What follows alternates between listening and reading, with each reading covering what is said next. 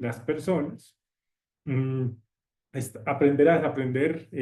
Creo que muchos de nosotros tenemos muchas maneras preconcebidas de hacer las cosas y cuando uno está en un programa que busca el mejoramiento empresarial, una de las primeras cosas que uno tiene que abrirse es a desaprender lo que uno cree que ya sabe, para dejar entrar un conocimiento que puede que sea nuevo, como puede que no sea nuevo, pero que nos pueda servir a nosotros para diferentes mejoramientos dentro de la empresa.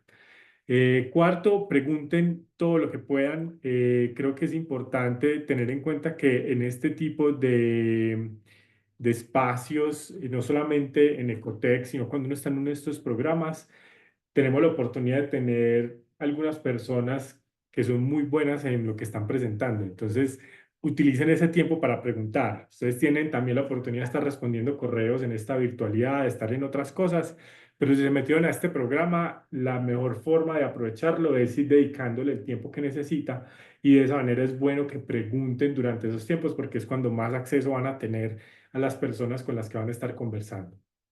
Eh, y finalmente, compartan.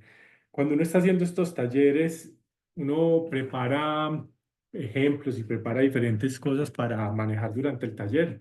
Y también uno abre el espacio para que ustedes puedan hablar de lo de ustedes. Dos cosas ahí. Uno, lo primero es intentemos compartir muy precisamente para que podamos abordar la mayor cantidad de temas, eso uno.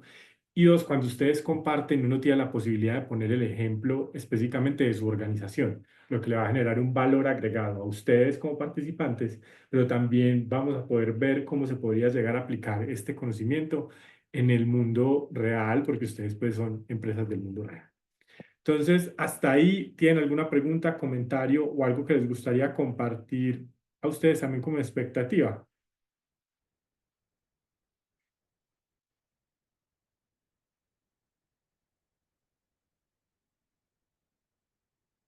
Ninguna. Empezamos muy bien con la expectativa de compartir. Federico, gracias. Hola, Jorge, claro, cuéntame. No, pues, o sea, yo creo que muchos de nosotros tenemos como claro el tema de cómo ajustarnos a los temas de impacto y muchos tenemos experiencia en el tema, pero creo que mi expectativa es estar muy abiertos a recibir nuevo conocimiento. Entonces, hay un agradecimiento especial por todo lo que nos puedas aportar.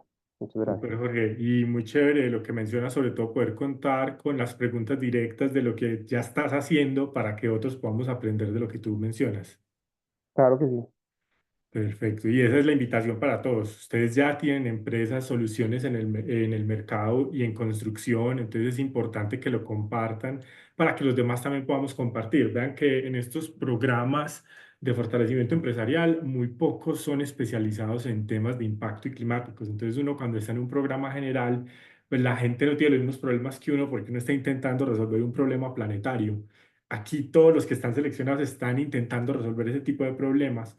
Entonces, también eso es parte de lo importante de estar en un programa como estos, es cómo nosotros logramos generar esa comunidad y que nos podamos aportar entre nosotros. ¿Listo?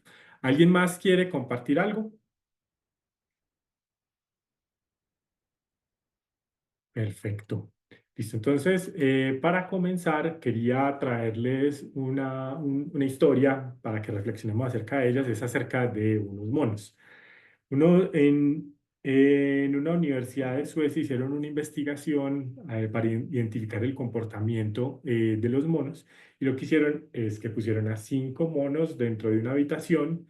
En esa habitación pusieron una escalera y unos bananos en el tope de la escalera. ¿Ustedes qué creen que van a hacer estos monos al estar en esta situación? ¿Qué creen? Ir por los bananos. Ir por los bananos. Y eso es lo que uno creería que van a hacer estos monos. Y efectivamente eso era lo que iba a suceder. Entonces, lo que estaban haciendo los investigadores era que siempre que un mono fuera por los bananos, al resto de los monos los iban a mojar con agua muy fría. ¿Sí? Entonces, ponían la escalera, los bananos al tope de la escalera uno de los monos iba a subir la escalera y cuando subía a todos los demás los mojaban con agua muy fría. ¿Qué creen ustedes que va a pasar la siguiente vez que un mono quiera subir la escalera por los bananos? No van a subir, No va full a subir. condicional. ¿No va a subir o no lo van a dejar subir? Ah, no lo van a dejar subir.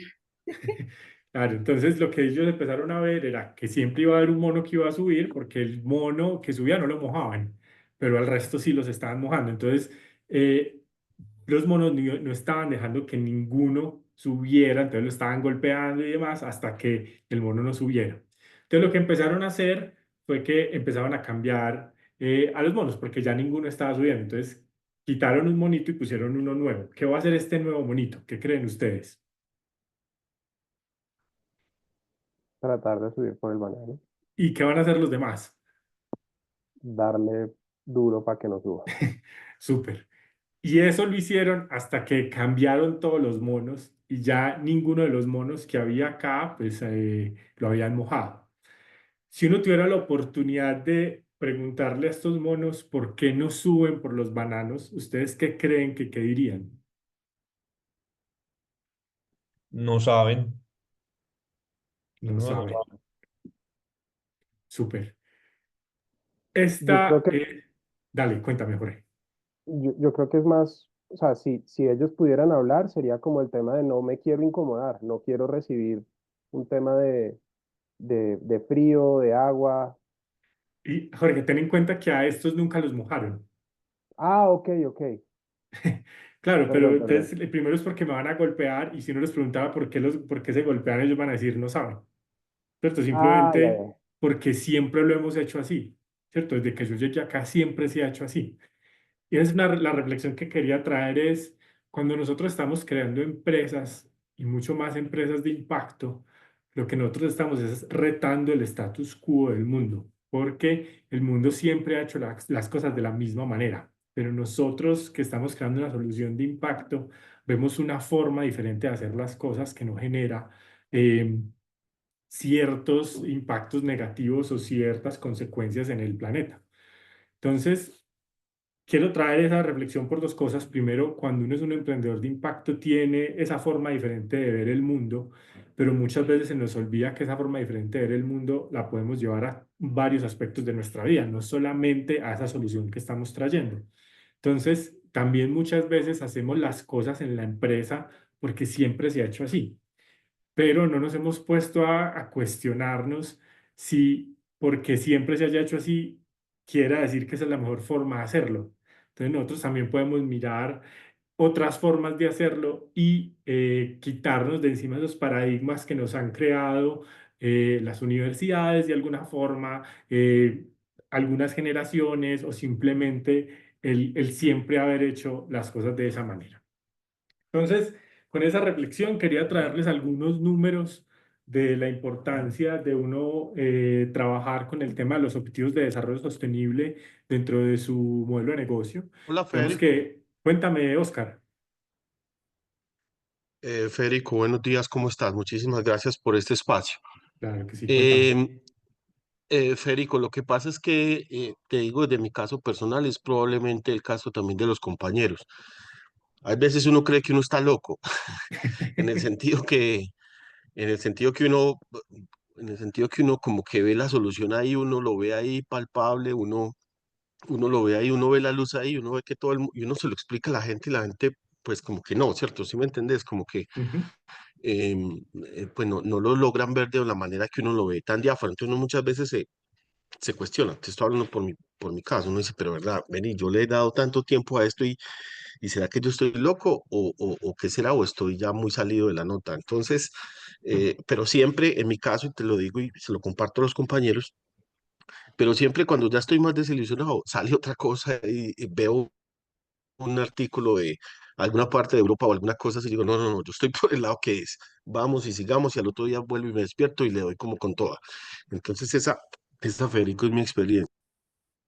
súper, Oscar. No Yo creo que estás solo. también, sí, es la experiencia de todos los que estamos acá. Primero porque somos empresarios emprendedores. Cuando uno decide emprender, decide enfrentarse a una adversidad constante todos los días. sobre todo porque cuando uno está trabajando en una empresa, pues uno tiene su salario y le llega su salario, pero cuando uno es emprendedor, uno no solamente se está preocupando por su salario, sino por el salario de sus empleados, porque su solución sí llegue al mercado y como tú dices, Oscar, uno tiene una solución que la había ahí, pero no necesariamente existe el mercado para la solución o es demasiado costosa o no es el momento adecuado. Por ejemplo, el primer producto que llegó al mercado con pantalla táctil llegó a principios de los 90, que era la Palm. No sé si recuerdan ese dispositivo tecnológico, pero no se volvió, las pantallas táctiles no cogieron fuerza sino hasta que llegó el iPhone, que fue al menos unos 20 años después. Entonces, hay veces el mercado no está preparado para la solución simplemente por temas generacionales. Diferentes generaciones perciben el mundo de diferentes formas y eso es también un aprendizaje de cómo nosotros como organización empezamos a entender la mejor manera de poner nuestro producto en el mercado para hablarle a diferentes públicos objetivos o poblaciones. Entonces, como tú, Oscar, creo que todos tenemos esos altibajos durante el día, durante meses y durante los años en donde vemos cosas muy potentes, nos emocionamos mucho, el mercado nos baja por X o Y razón, pasa algo dentro de nuestro equipo, nuestra empresa que nos da duro, pero siempre, digamos que nos hemos mantenido en nuestra solución, primero porque decidimos hacer empresa por algo muy personal, ¿cierto? De algo que vimos en el mundo que no nos gustaba y encontramos una forma de solucionarlo. Creo que este tipo es el día a día del emprendedor. Entonces, no estás solo. Lo que digo, pues tampoco es para alegrarte el día, pero para diciéndote que todos vivimos lo mismo. Pero creo que hay cosas muy interesantes en esa lucha que tenemos en el día a día y cómo nosotros a través de diferentes apretar ciertas tuercas logramos empezar a llegar un poco más al mercado. ¿Listo, Oscar? ¿Qué es lo que vamos a intentar mirar acá con este programa? Sí, muchas Entonces, gracias. les traje algunos datos de la importancia de tener los objetivos de desarrollo como parte del impacto de la organización. Yo sé que los objetivos de desarrollo sostenible no son perfectos. Los objetivos de desarrollo sostenible a la final fueron una decisión política eh, que se toma entre los países, entonces hay muchas cosas que están por fuera, pero es uno de los marcos más completos que hemos tenido para poder hablar el mismo idioma con gente que conozca temas de impacto y para la gente que no lo conoce es un marco que es de fácil absorción por los nombres y demás. Entonces les traje algunos datos de lo que es esta importancia. Lo primero es que hace unos 5 años, Naciones Unidas hizo una estimación que las empresas que tienen dentro de su empresa productos o servicios que impacten directamente la sostenibilidad de lo positivo van a poder acceder a un mercado de más de 12 trillones de dólares. Esto es más del 50% del Producto Interno Bruto del Reino Unido. Es un mercado muy grande y que ha ido creciendo con los años. Entonces, solamente estas organizaciones que tenemos estos enfoques vamos a poder acceder. Luego estos dos datos que los comprobó Unilever. Unilever tiene varios productos en diferentes mercados, unos sostenibles y otros no sostenibles, y empezaron a ver unos comportamientos interesantes. Y acá traigo dos directamente enfocados al tema de dinero. Primero es que los productos sostenibles generaban 6 veces más ingresos que los no sostenibles. Esto se explica por varias razones. Primero, los productos sostenibles tienden a ser más costosos. Entonces, por eso generan más ingreso. Esa es una de las explicaciones. La otra es que hemos empezado a ver una parte de la población que está enfocada a comprar estos productos sostenibles, primero porque ven las decisiones de compra como una extensión de quiénes son ellos como personas.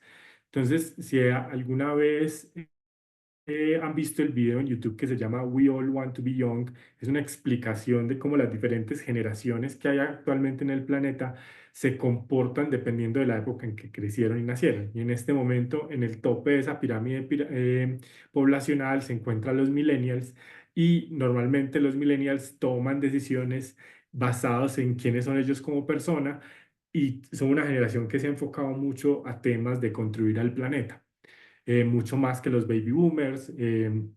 y las generaciones antes que ellos. Entonces, se explica también por esto.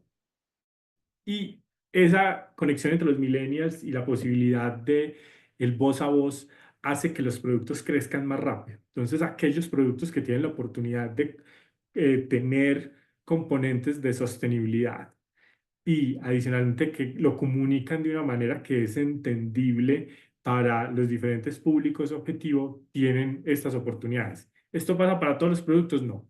Esto es simplemente una investigación que nos muestra unas tendencias. Entonces, porque su producto sea sostenible no quiere decir que usted va a generar 6 veces más ingreso que la competencia que no es sostenible. Hay otros factores, pero vamos a poder acceder a un mercado que nos va a permitir llegar a esto si implementamos ciertas cosas estratégicas dentro de nuestra organización. Luego se hizo una investigación, esto es sobre todo, esta investigación es sobre todo en Europa y Estados Unidos, y el 66% de las personas prefieren comprar productos sostenibles así sean más costosos, porque entienden que esa compra genera unos impactos adicionales. Piensen, por ejemplo, cuando uno ve marcas nacionales contra marcas internacionales que son de dudosa procedencia o que ya han tenido diferentes cuestionamientos de su sostenibilidad, como lo puede ser un Shein contra una marca nacional que tiene otros procesos de sostenibilidad. La investigación nos dice que el 66% preferiría este tipo de productos. Entonces es importante que lo tengamos ya en cuenta que hay una parte de la población con la que podemos directamente trabajar. Dale, Jorge.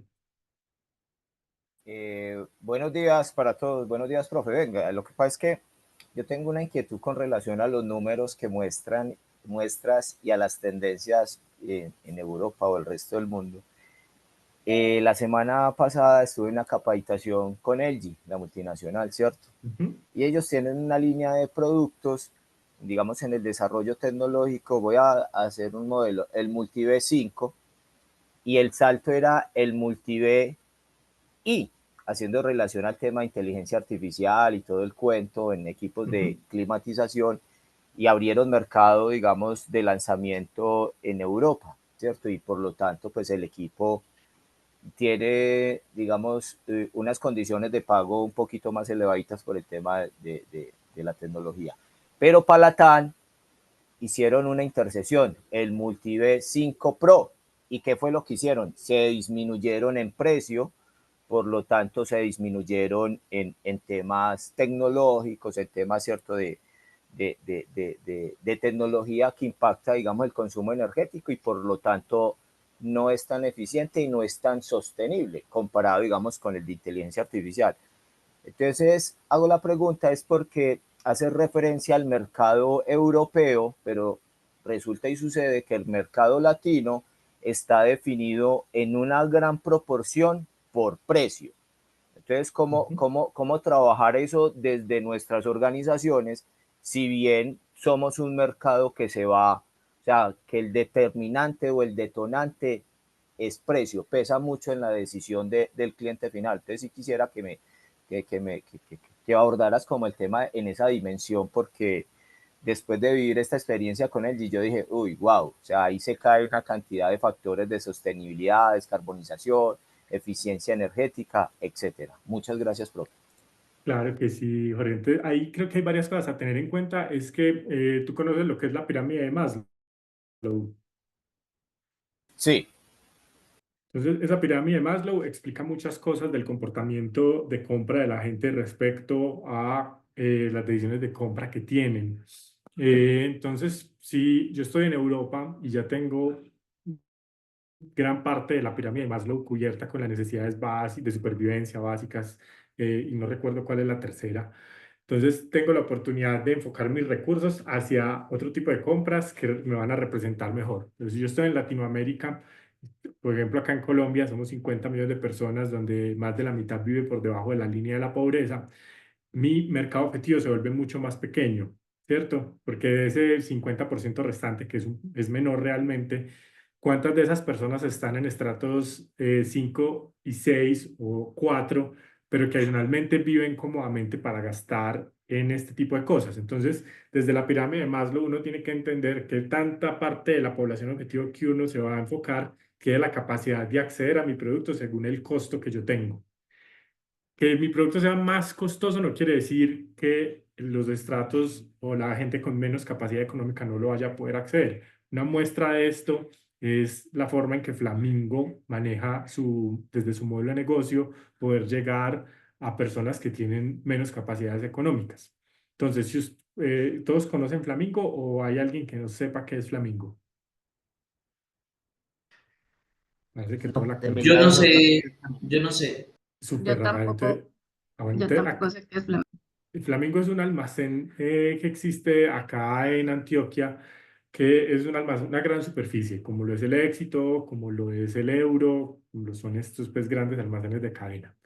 La diferencia en el modelo de negocio de ellos es que cuando tú vas al Éxito o a alguno de estos almacenes, tú ves un televisor, ellos te lo venden en 1.000.000 de pesos. Estoy poniendo un ejemplo. Cuando tú vas a Flamingo, Flamingo lo que te vende no es el televisor en 1.000.000 de pesos, sino que te dice págalo en cuotas, cada cuota de 50.000 pesos, ¿cierto? Cuando uno termina mirando el precio final que paga la persona por el televisor de Flamingo, puede que termine pagando 2.000.000 de pesos, que es el doble de lo que vale el televisor en el Éxito.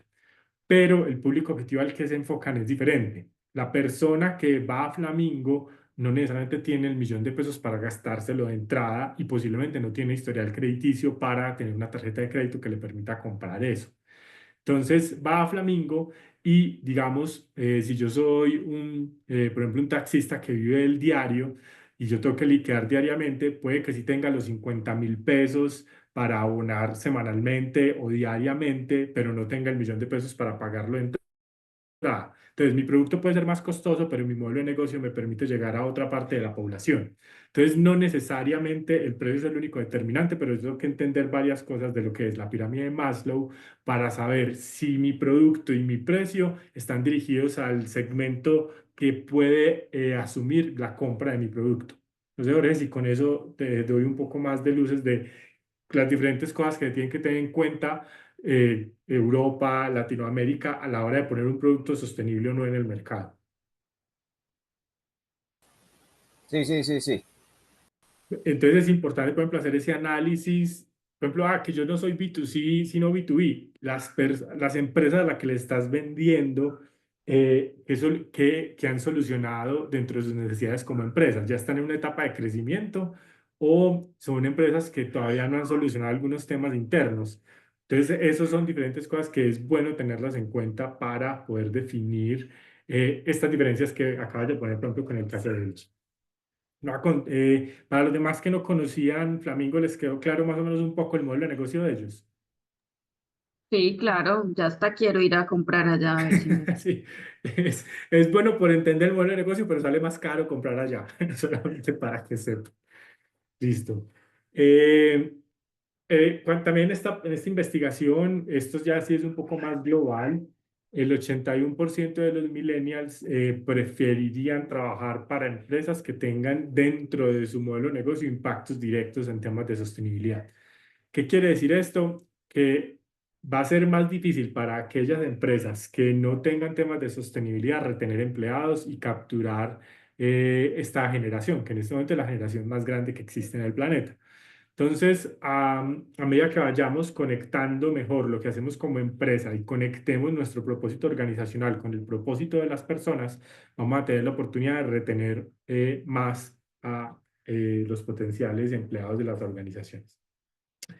Y ya desde un tema planetario, el 90% de los millennials creen que las organizaciones deben generar impacto. Entonces, pues, lo que normalmente se llama la triple línea base, impacto en lo económico, lo social y lo ambiental de cara a la sociedad. Esto se vuelve importante, sobre todo por el discurso público que se genera cuando una organización dice hacer algo, pero no es real, y cómo se genera todas esas campañas en Twitter, en Instagram, castigando duramente desde las relaciones públicas a esta organización. Entonces, esas cosas que pasan cuando alguien dice que hace algo, pero el público se da cuenta que no es verdad, esto no es gratuito, realmente la gente está siguiendo un tema de valores fuertemente ahí y se ve directamente reflejado con esta investigación. Y aquellas empresas que tienen implementación de sostenibilidad en en sus procesos obtienen un 18% más de retorno a la inversión en el largo plazo, pues debido a la disminución en costos que se hace. Les pongo varios ejemplos. Eh, la implementación de paneles solares en empresas que sean intensivas en uso energético, en el corto plazo puede que sea más costoso, pero en el largo plazo se disminuye la dependencia de la red en un país que su red tiende a ser débil como la colombiana, sobre todo si estás en zonas rurales. Y segundo, se te disminuyen los costos, sobre todo si estás en zonas de altos costos energéticos. Dos, si eres una empresa que trabaja la tierra y solamente las trabaja desde un punto de vista extractivista, hay un momento en donde la tierra ya no va a tener los nutrientes necesarios y no te va a producir la misma cantidad o en los mismos tiempos. Cambio, con prácticas regenerativas vas a tener diferentes capacidades en la tierra que te van a permitir seguir generando y hasta potenciar mucho más las producciones que generas. Entonces, las prácticas sostenibles van a generarte más sostenibilidad en el tiempo. Preguntas, comentarios, algo que se les venga a la cabeza hasta acá.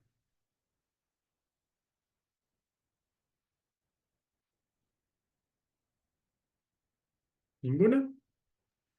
Sí, yo levanté la La mano. mano levantada. Dale, Diana, si no te había visto.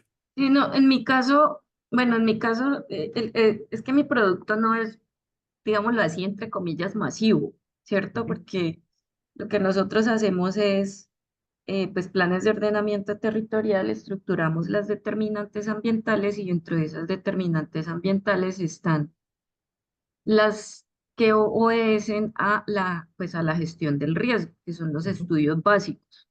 Y sí, derivado de eso, pues se zonifican las áreas con condición de riesgo y con condición de amenaza.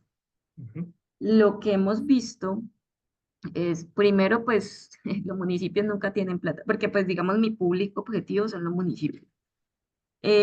Nunca tienen plata, pero tampoco hay, y creo que esa es una de las cosas, no sé, en el modelo de impacto, tampoco hay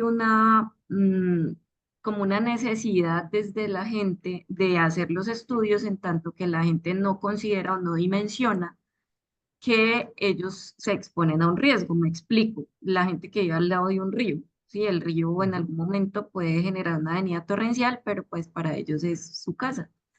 Ese tipo de cosas, en mi opinión, pues digámoslo así, limitan un poco el tema de contratación porque los municipios no lo ven como una necesidad. Sin embargo, cuando se hacen los estudios de gestión del riesgo, pues evidentemente ahí hay un gran ahorro de recursos en tanto que no construirían en áreas pues que se exponen al desastre. Ese es ujú. como lo que yo he visto en lo que hemos hecho en los planes de gestión del riesgo, en los planes, no, los POTS, perdón.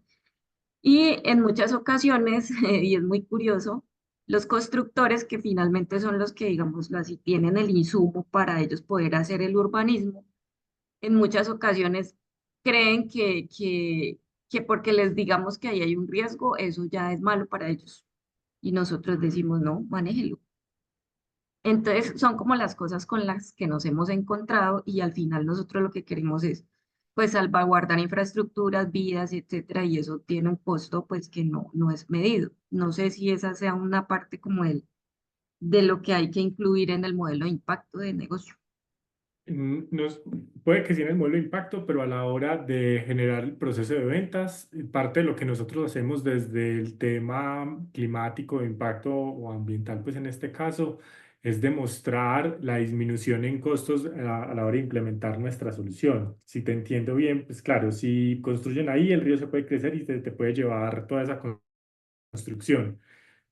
¿Cuál es el costo de que te toque volver a hacer esa construcción en vez de zonificar de la manera adecuada y no permitir esa construcción ahí? Exacto. Pues creo, a la hora, normalmente, lo que entiendo es que tu cliente objetivo es el municipio, pero el beneficiario o usuario final es la persona que está construyendo ahí, que son dos Ujú, públicos diferentes. Entonces debe ujú. haber una comunicación hacia dos. Pues a la final tú le vendes al municipio, pero si el municipio implementa lo que tú haces, pero no tiene forma de ejercer que verdaderamente se ejecute, pues el municipio realmente va a decir, ¿yo para qué voy a hacer eso si igual me construyen allá y no tengo forma de ir allá y tumbar? Sí, por ejemplo, esa es una de las cosas que no había pensado. Listo, gracias. Claro que sí. ¿Alguien más quiere compartir algo? Súper. Entonces les quiero poner el ejemplo de una organización con la que trabajamos que pasó por el Hub hace unos años, Diceclar. Es una empresa que coge, o en ese tiempo, tomaba o reciclaba plástico para darle un reuso. Entonces, dentro de la economía circular hay varios enfoques. Uno es el reciclaje, otro es el reuso, que es en donde cojo el material y lo utilizo para otra finalidad. Y está la retornabilidad, donde utilizo el material en la misma finalidad. Entonces, si recibo una botella, la vuelvo a utilizar como botella. En el caso de Dice Claro, ellos tomaban todo este plástico, lo trituraban y lo volvían otros componentes o otros productos, parques de diversiones, sillas, X, Y o Z. Ellos pues trabajaron con nosotros en un programa que se llama Accelerate 2030 y era muy enfocado a estos temas del modelo de negocio y el tema de impacto. Hay algo interesante acá, es que cuando uno está trabajando esto, no sé si hay muchos de ustedes quieran levantar inversión, usted ahí están los fondos de inversión de impacto que además de identificar algunas variables económicas dentro de los modelos, también le dan un gran peso es a las variables de impacto y tienden a ser un capital más paciente. Acá en Colombia existen algunos fondos como Fondo Acción, como Inversor, como Atenea, que tienen estos enfoques y que evalúan dentro de las empresas unas variables diferentes, pero todas las empresas tienen que demostrarles este tema de impacto. Alive también es un fondo acá en Colombia que tiene estos enfoques. Y entonces, el que tengan estos modelos, esta claridad en el tema de impacto dentro de sus modelos de negocio, les va a permitir no solamente comunicarse con el público cliente objetivo de ustedes, pero también si quieren acceder a diferentes formas de financiación, por ejemplo, inversión de impacto, como con las organizaciones que les acabo de mencionar, o financiación, por ejemplo, en el caso Banco de Bogotá tiene unos créditos especiales para empresas de impacto que son con tasas menores. Y, por ejemplo, yo tengo una empresa de impacto que más adelante les voy a contar de ella. Le entregan créditos a mis clientes para que puedan comprarme el producto. Entonces, es interesante uno cómo puede empezar a hacer relaciones y alianzas dentro del ecosistema empresarial para que traen unos beneficios económicos también para los clientes. Entonces, dale, Rafael. Federico, una pregunta. ¿Cómo pudiste tú acceder a esa línea de crédito para tu emprendimiento de impacto? Nosotros Bueno, ahorita yo les voy a pasar, igual yo les paso el contacto de Banco de Bogotá, ¿cierto? Banco de Ok, Bogotá es uno de los aliados de este programa, pero yo les paso el contacto de la persona que maneja esto de Banco de Bogotá para que lo hablen. Pero básicamente Rafael fue ir a tocar puertas en miles de bancos. Bancolombia nos la cerró 1000 veces, Banco de Occidente no le interesaba, hasta que con Banco de Bogotá logré hablar con la persona adecuada y lograron montar una línea donde le prestaban a mis clientes para que implementaran mi producto. yo creo que ese modelo es muy poderoso porque el tema de impacto social, como tú bien mencionaste, aunque es algo que ya la mayoría de personas como nosotros tienen ya, digamos, en la visión, al ser un tema de Ujú. mediano y largo plazo, el tema de financiamiento es súper clave.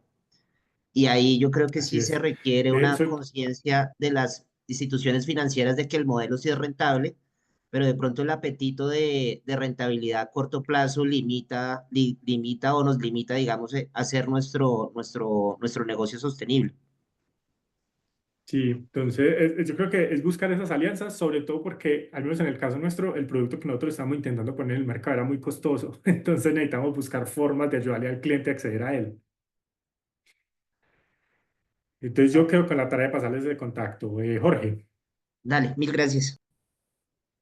No, yo quería como adicionar que nuestro modelo de negocio precisamente está basado en esa misma lógica y es que pymes turísticas puedan acceder a financiamiento sostenible a través de implementar prácticas de sostenibilidad en sus organizaciones. Pero todo esto está ¿Y enmarcado ya tienes alianza con no, no, y tienes alianza precisamente con una entidad financiera, Jorge, para eso? Todavía no. no, todavía no, porque estamos todavía en un estado inicial, pero sí ¿Ok? nuestro foco estratégico, pues uno, la participación de esta convocatoria era precisamente poder conectar con el banco pero sí Súper. tenemos también en la mira a Davivienda, porque Davivienda también tiene como un nicho muy específico y ya tiene unos casos de éxito de creación de ecosistemas digitales para pequeños productores de, no sé, artesanías o el caso de Ujú. éxito que tiene en San Andrés, que es bien especial. Entonces sí lo tenemos muy claro y tenemos ya como unos contactos ahí que estamos cocinando. Súper. Listo. ¿Alguien, algo más que quiera compartir? Perfecto. Entonces, cuando uno está generando impacto, digamos que hay dos grandes formas de generarlo. Puede que haya algo más y es más detallado, pero quiero dividirlo en dos grandes formas. Una es desde el producto o servicio que yo presto, que tiene incluidos unos temas de impacto o sostenibilidad dentro de ellos, y ya voy a devolverme acá para mirar algunos ejemplos. Y otra es desde el modelo de negocio o desde las políticas internas de la organización. Entonces vamos y a la final, cualquiera de los dos termina impactando en lo que es el modelo de negocio. Todos los que están acá, o hay alguien que no conozca lo que es el modelo de negocio Canvas.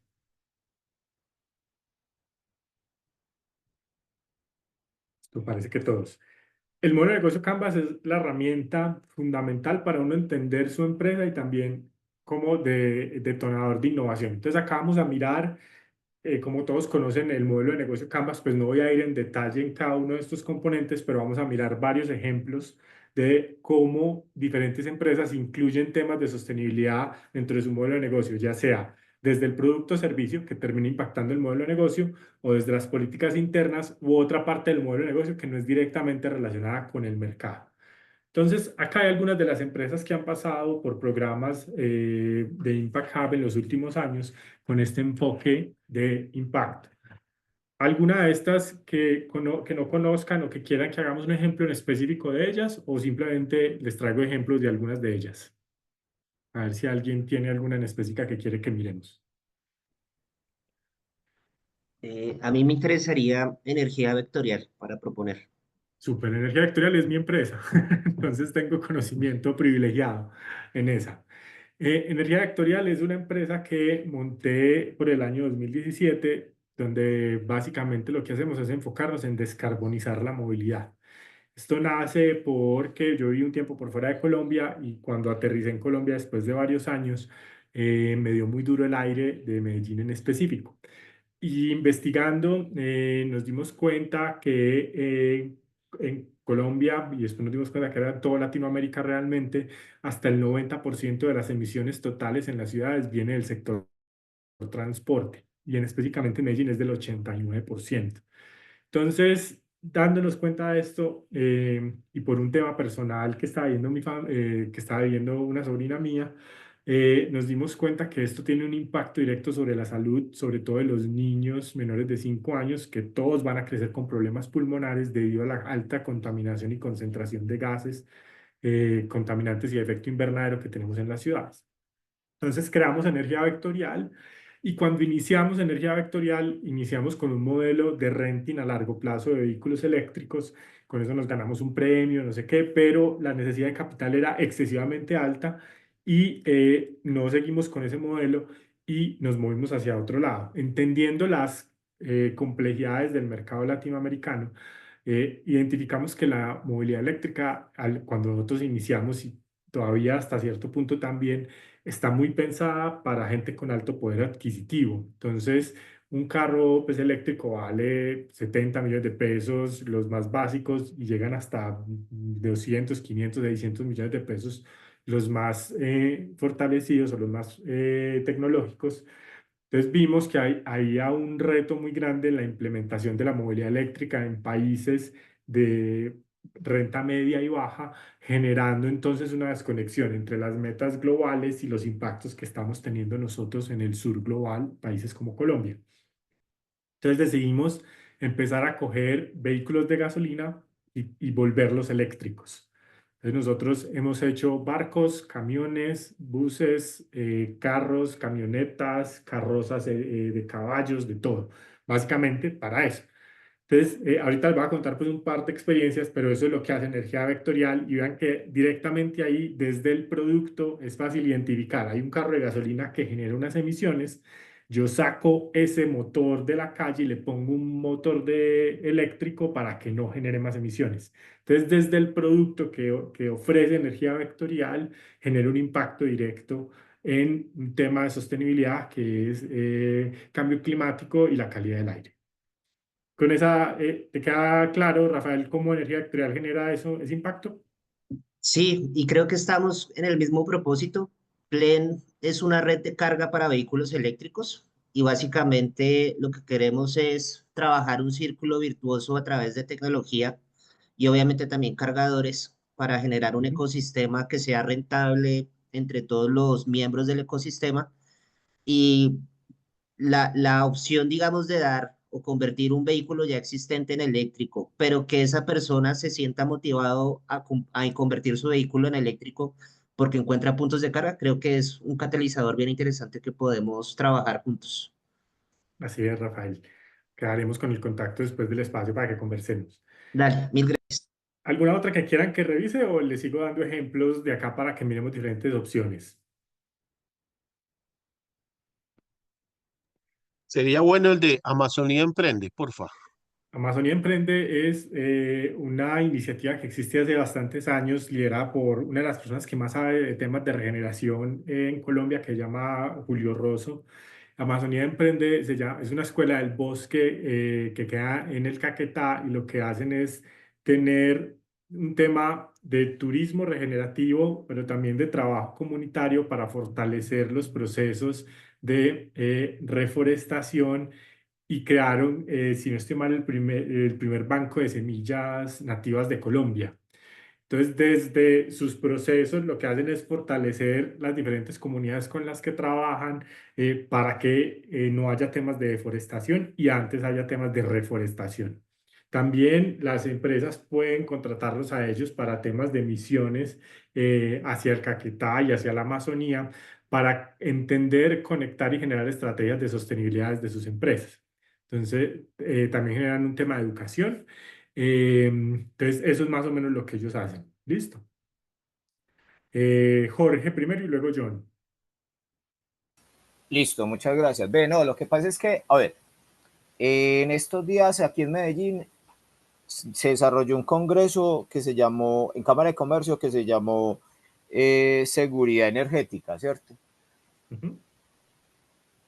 Yo asistí y manifesté algo. Venga, el país tiene una ley, que es la 2169, que fue con la que nos comprometimos a descarbonizar al 2030 el 51%, ¿cierto?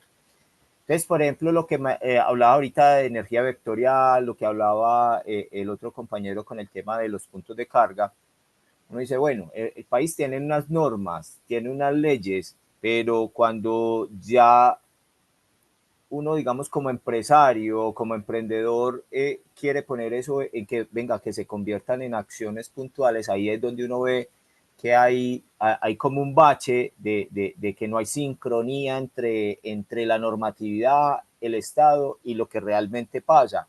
En ese orden de ideas, digamos, con estos ejemplos que pones de empresas ahí, uno cómo podría, digamos, tener herramientas para catalizar esa situación, porque es que es muy frustrante. Por ejemplo, lo viví, o sea, nosotros trabajamos un tema que lo denominamos PITS, Planes Integrales de Descarbonización, que nació de un proceso investigativo de captura de contaminantes en la calidad del aire en Medellín, que hay un documento marco que es el PIGECA, me imagino que lo debes de conocer por lo que Sí. hablaste de energía vectorial, y cuando uno va a decir, venga, ¿qué herramientas tenemos para disminuir esa carga, digamos, del aire? ¿Qué herramientas tenemos para entrar a las empresas para que mejoren sus procesos, digamos, de un solo factor, de combustión?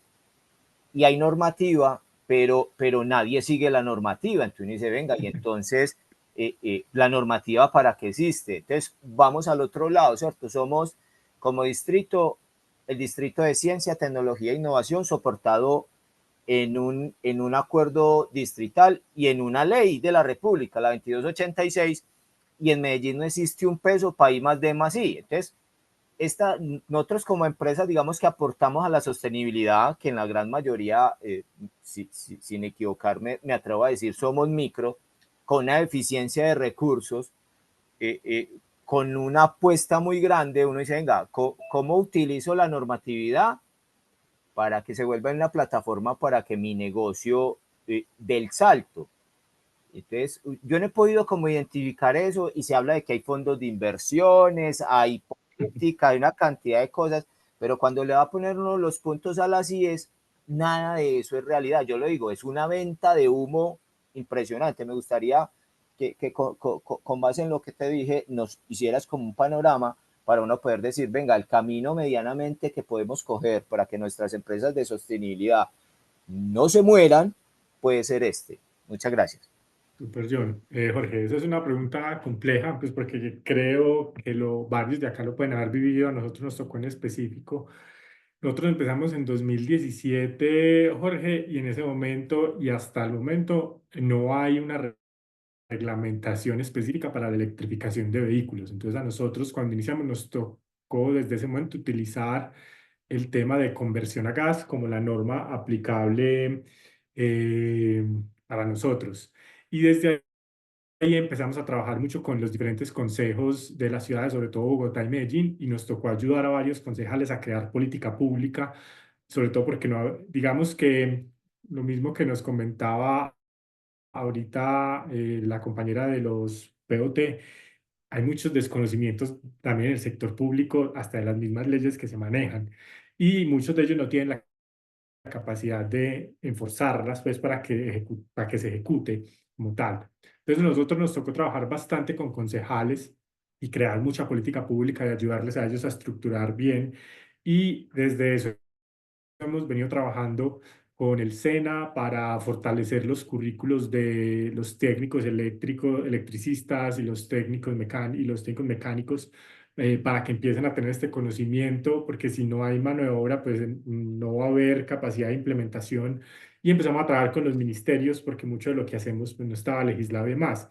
Y hasta el momento todavía no hemos logrado que se legisle a gran escala, pero hemos logrado, gracias a esto que hemos hecho y a unos premios que nos hemos ganado a nivel internacional y nacional, que le pongan más la visión a esto. Específicamente con lo que dices del Distrito de Ciencia, Innovación y Tecnología que lidera pues, la alcaldía ahí a través de Ruta N, ellos tienen una estrategia que va a salir este año que se llama FutuMed, en donde identificaron retos que tiene la ciudad conectada y lo van a conectar con el plan de desarrollo de la ciudad. Y las pequeñas empresas vamos a poder aplicar a generar innovaciones alrededor de esos retos. Va a ser tipo competencia, pero es buscando este tipo de soluciones. Es muy retante porque la mayoría de la gente que trabaja en esto primero no entiende el impacto que nosotros estamos generando, entonces hay un proceso educativo que tenemos que generar. Y segundo, pues ellos, a diferencia de nosotros, no trabajan en la empresa, entonces ellos corren mil procesos y uno queda despriorizado dentro de las cosas que ellos tienen que hacer administrativas, burocráticas, de X, Y o Z que se les va exigiendo. Entonces creo que es un tema más, cuando nosotros iniciamos, Jorge, acá en Colombia había unas 5 empresas de electrificación similares a nosotros. Nosotros la única que se enfocó en temas de camiones y buses. De esas 5 quedamos solo 2. Es un tema de resistencia. Y ahí digamos que normalmente las empresas tecnológicas o las empresas, pues, o las startups o como las quieran llamar, vamos un poco más adelantadas a la legislación. Entonces nos toca enfrentarnos a estas barreras legislativas y jurídicas, y hay unos mecanismos que se han inventado, pero que dependen de dos cosas. Una, tener los contactos correctos para poder hablar con esas personas. Dos, participar de los programas correctos para que eso se permita. Hay un mecanismo en el tema de innovación que se llama Sandbox. No sé si lo has escuchado, Jorge. No lo tengo mapeado Súper. Entonces, para ti, los demás que de pronto no lo conozcan, esto se creó sobre todo en el mundo financiero, porque habían algunos productos financieros que se salían de la reglamentación actual y lo que se creaba entonces era un sandbox, una caja de arena para permitir implementar el producto o servicio en un ambiente controlado y entender las cosas buenas y malas que sucedían para poder legislar alrededor de esto. Esto ya se está llevando a diferentes panoramas. Nosotros el año pasado implementamos un programa con la cooperación alemana enfocado a economía circular y desde el año pasado venimos trabajando con Impulsa y la cooperación alemana. Llevamos más de un año en esto para sacar un sandbox enfocado a la retornabilidad de empaques de productos de la higiene personal. Eso se demora tiempo, entonces es de mucha resistencia porque muchas veces nuestras soluciones van adelantadas a lo que están pidiendo digamos, el mercado y todavía no hemos llegado ahí desde lo jurídico. Entonces lo que yo te diría es, hay un tema que uno como fundador le toca hacer y es mucha relación pública con el sector público, congresistas, concejales, para ayudarlos a ellos a aprender y a mí me tocó escribir política pública para Bogotá y Medellín, para Bogotá con el tema de la implementación del Transmilenio eléctrico. Em, con Medellín he venido trabajando con diferentes concejales, Daniel Carvalho cuando estuvo en el consejo, Daniel Duque, creo que se llama Daniel Duque también cuando estuvo en el consejo, ayudándolos a escribir política pública enfocada a esto. Entonces es un proceso largo, Jorge, que se demora y aunque existe el PIGECA, que es una herramienta que tú dices para Medellín y que existe para otras ciudades, eso no quiere decir que se va a ejecutar. Eso simplemente quiere decir que tienes una forma de empezar a hablar y que le toca a uno empezar a crear primeros clientes para luego llegar a esa gran masividad. ¿Listo, Jorge? Listo, no, el reto es interesante. Igual seguimos conversando y en lo que te pueda ayudar. ¿Listo? Listo, ok, muchas gracias. A ti, Diana. Pero además de la política, digámoslo así, pública, también hay que incluir a las comunidades. En Cali, que digamos es diferente a Medellín, Bogotá, Barranquilla, porque pues ya lo hemos experimentado, y a partir de la COP16 que vimos en Cali hay un trabajo comunitario supremamente amplio. Y en muchas ocasiones como ese tejido social también ayuda a que se refuerce como esas implementaciones de las diferentes políticas. Por ejemplo, aquí en Cali, lo que hemos hecho a partir del trabajo comunitario es incorporar las acciones del Plan de Acción de Biodiversidad pues al POT, ¿sí? Entonces, ese trabajo comunitario aunado a, obviamente, la voluntad política es importante, genera gobernanza y dentro de esa gobernanza se empieza a exigir que se implementen las normas, que es un poco como lo que uno ve que queda como faltando allí. En este momento, yo, por ejemplo, estoy trabajando en algo muy similar a los PITs que hablaba el compañero, pero aquí se llaman planes empresariales de movilidad sostenible. Y yo pues trabajo con el gobierno local y soy la encargada precisamente de implementar eso. Y lo que yo me encuentro es normativamente hay desconocimiento, en temas de lineamientos también hay desconocimiento, temas de conexión o canales de comunicación entre empresas y gobierno, y ahí para mí hay mucha innovación por hacer. Entonces, ese tipo de cosas hay que analizarlas cuando se tienen proyectos en temas, digamos así, de sostenibilidad, porque en muchas ocasiones falta no tanto la voluntad política, sino que tecnológicamente el gobierno no tiene muchas de las herramientas y hay que empezar a desarrollarlas.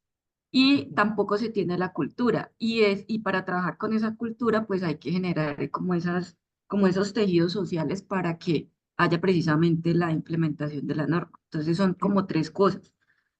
Comunidades, bien sea, pues, digámoslo así, del ámbito social o empresarial, el trabajo gubernamental, que pues en muchas ocasiones se desconoce, y los canales de comunicación entre esos dos, que para mí no existen. Sí, ahí Ana, algo que mencionas que es de alto impacto y que normalmente dejamos de lado es la cultura. Nosotros, por ejemplo, estamos trabajando desde el año pasado con el programa Ecogiro que les decía, enfocado a economía circular, en un reto que está teniendo ASEP, la empresa de electrodomésticos, para hacer un tema de retornabilidad del embalaje de de las neveras y de las lavadoras. Y es, la gente no devuelve las cajas de esto porque cree que para que le den la garantía necesita la caja. Y eso es un tema cultural. En ninguna parte dice eso. La gente se queda con eso y piénsenlo. Muchas veces cuando yo estaba chiquito, yo recuerdo que teníamos la caja desarmada debajo del colchón de la cama. Y eso sucede más de lo que ustedes imaginan. Hay un Exacto. tema cultural muy fuerte que uno tiene que trabajar y que normalmente el tema cultural se demora muchos años y ahí es donde uno tiene la curva de la difusión de la innovación. Es que sobre todo en nuestros productos, primero nos tenemos que enfocar a un perfil muy específico que es el que nos compra para generar un proceso en el que vamos creciendo vamos llegando a esa parte de la campana grande. John, tenías la mano levantada, pero la bajaste. ¿Respondimos tu pregunta o ya no? No, sino que iba pues a preguntar sobre VADX, que me interesaba como esa Batex. información, y Uania. Urbania. Súper. Entonces, Batex es una empresa de segundas vías de baterías. Se enfocan mucho pues en recibir baterías de vehículos y les dan segundas vías para lugares no interconectados y muchas veces para volverlas a poner en vehículos. Está también en Medellín, muy potente. Y Urbania es una empresa de cafés especiales que han tenido esta aproximación diferencial hacia los caficultores, donde no le tienen que vender esos cafés todos revueltos a a la Federación Nacional de Cafeteros, sino que Urbania empieza a trabajar con ellos en unos procesos de fortalecimiento y tecnificación de sus cultivos, pero adicionalmente entendiendo cuáles son los retos que ellos viven desde su vida personal, la educación de sus hijos, temas de salud, de vivienda, y crearon unos fondos para que estos caficultores puedan acceder y de esa manera salir de eso.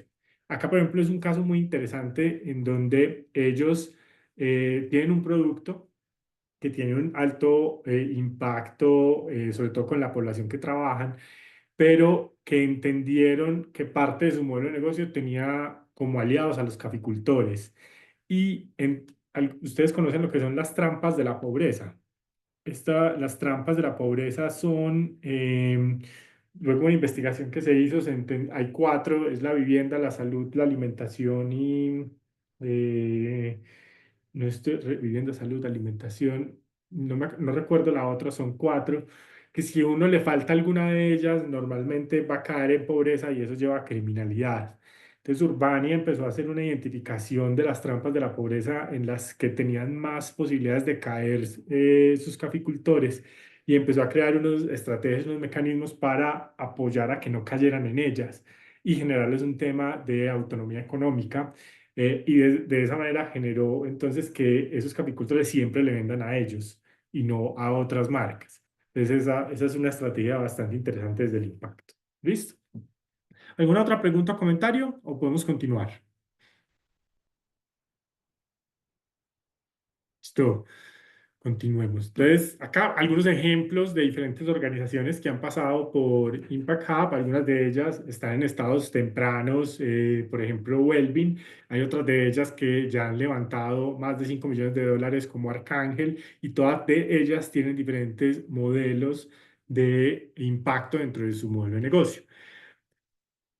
¿Qué se tiene que tener en cuenta? Que no solamente es el producto o servicio. El ejemplo de Urbania pues es interesante, pero también eh, hay otras formas en que yo puedo tener un modelo de negocio de alto impacto o enfocado en sostenibilidad. Una de ellas es, por ejemplo, eh, las políticas internas. Piensen, por ejemplo, dentro de su organización le pagan lo mismo en el mismo nivel de trabajo y en el mismo tipo de rol a un hombre que a una mujer, sino se está teniendo una deficiencia desde sus políticas internas a la hora de implementar temas de sostenibilidad en sus empresas. Entonces, si usted tiene una posición de coordinación y tiene un hombre y una mujer, el hombre gana más siendo la misma posición. Si es así, hay una evaluación de políticas internas que las empresas deben hacer. Entonces, puede que tu producto no sea sostenible, pero tienes otras formas de generar temas de impacto desde tu organización y que, bueno, en este caso pues las empresas que estamos acá están muy enfocadas a temas ambientales, pero también tenemos otras formas de generar impacto o hacer evaluaciones de si una empresa está teniendo en cuenta esto en todo su modelo de negocio. O piensen, por ejemplo, puede que si tengan el mismo salario. Y si yo cojo y sumo todos los salarios de los hombres y los divido para sacar un promedio y todos los salarios de las mujeres y los divido para sacar un promedio, ¿me dan parejos o me da por debajo el de las mujeres, demostrando que estoy generando unos techos de cristal para las mujeres escalar dentro de mi empresa y solamente tengo en los altos rangos hombres? Entonces hay diferentes cosas que yo puedo hacer desde políticas internas también para que mi empresa adopte diferentes temas de sostenibilidad en la organización. ¿Alguna pregunta acerca de eso en específico? Listo, entendido.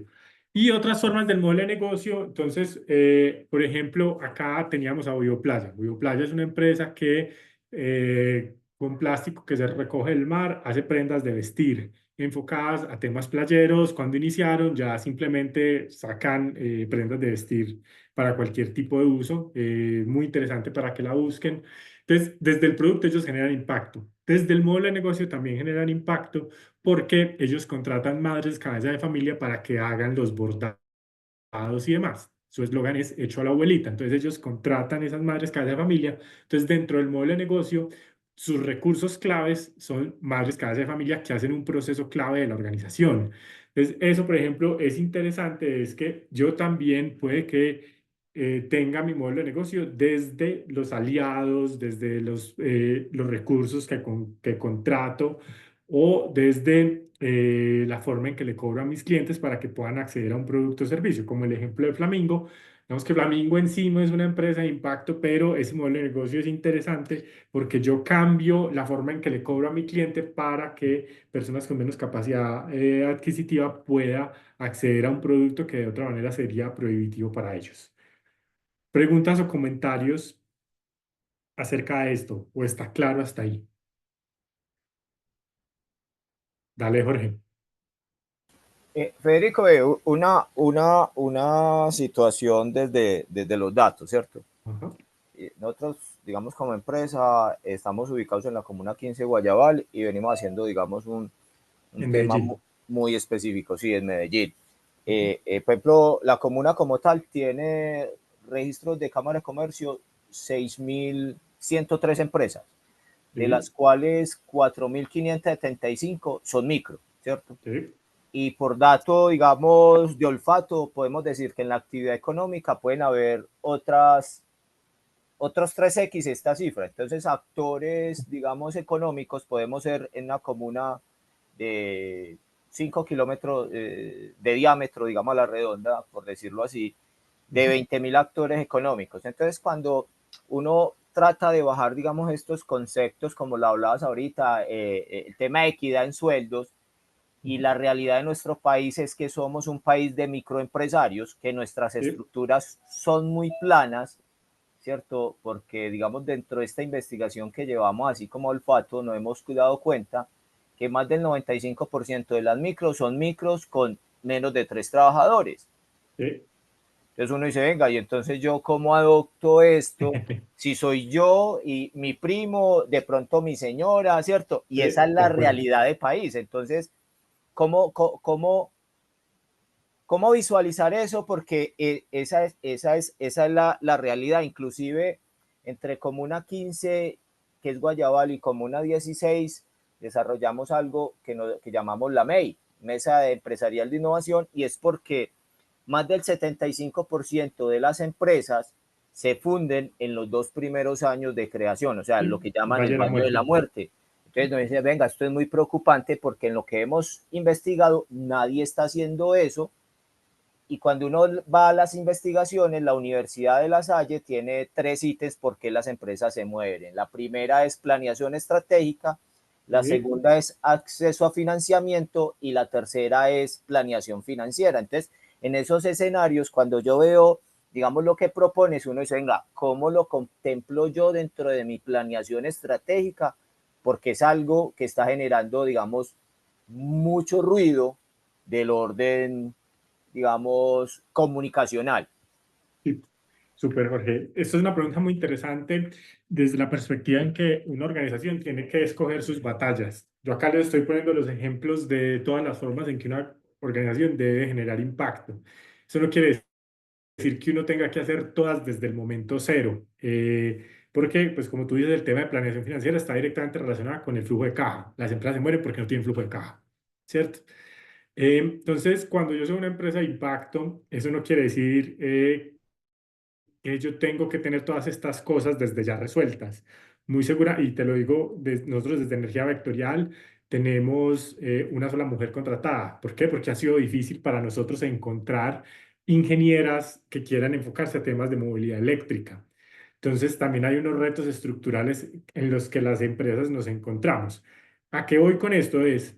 Nosotros sí tenemos una responsabilidad de que si somos una empresa con impacto, empezar a mirar cuándo empiezo a generar impacto en diferentes áreas, pero sí tenemos una responsabilidad aún mayor de nosotros intencionalmente no generar esos impactos negativos, por ejemplo, en este caso, discriminatorios, de que si dos personas tienen el mismo trabajo, gane más una que otra, ¿cierto? En este caso, pues estoy poniendo el tema de mujer y hombre, pero eso no quiere decir que tú desde el momento cero tengas que empezar a aplicar todo lo positivo, porque si no, pues no te va a dar la vida como empresario para generar las ventas, para que tu producto esté a punto para llegar al mercado y que eso te ayude a contratar más gente y demás. Entonces creo que hay un tema de entender en qué momento estoy yo como empresa y qué cosas voy implementando.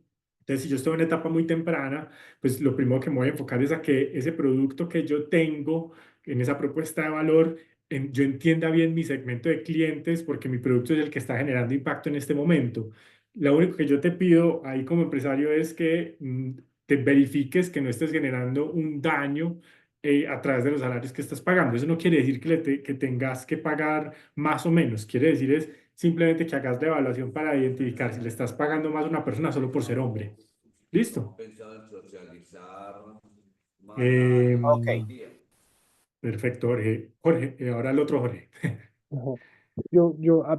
A mí me gustaría adicionar algo y es, nosotros como organización somos consultores también en sostenibilidad y economía circular y trabajamos mucho desde el ser. Y a las organizaciones siempre les decimos que nunca abarquen más de esas expectativas de impacto de las que pueden realmente ejecutar. Y dos, siempre enfocarse en las que les resuenan desde su ADN empresarial. ¿Para qué? Para que puedan ser muy eficientes en poder implementar esas iniciativas de impacto. Sí, yo creo que eso es clave, uno como empresario empieza a decirle sí a muchas cosas y ahí es cuando uno se muere porque no tiene la capacidad de ejecutarlas todas.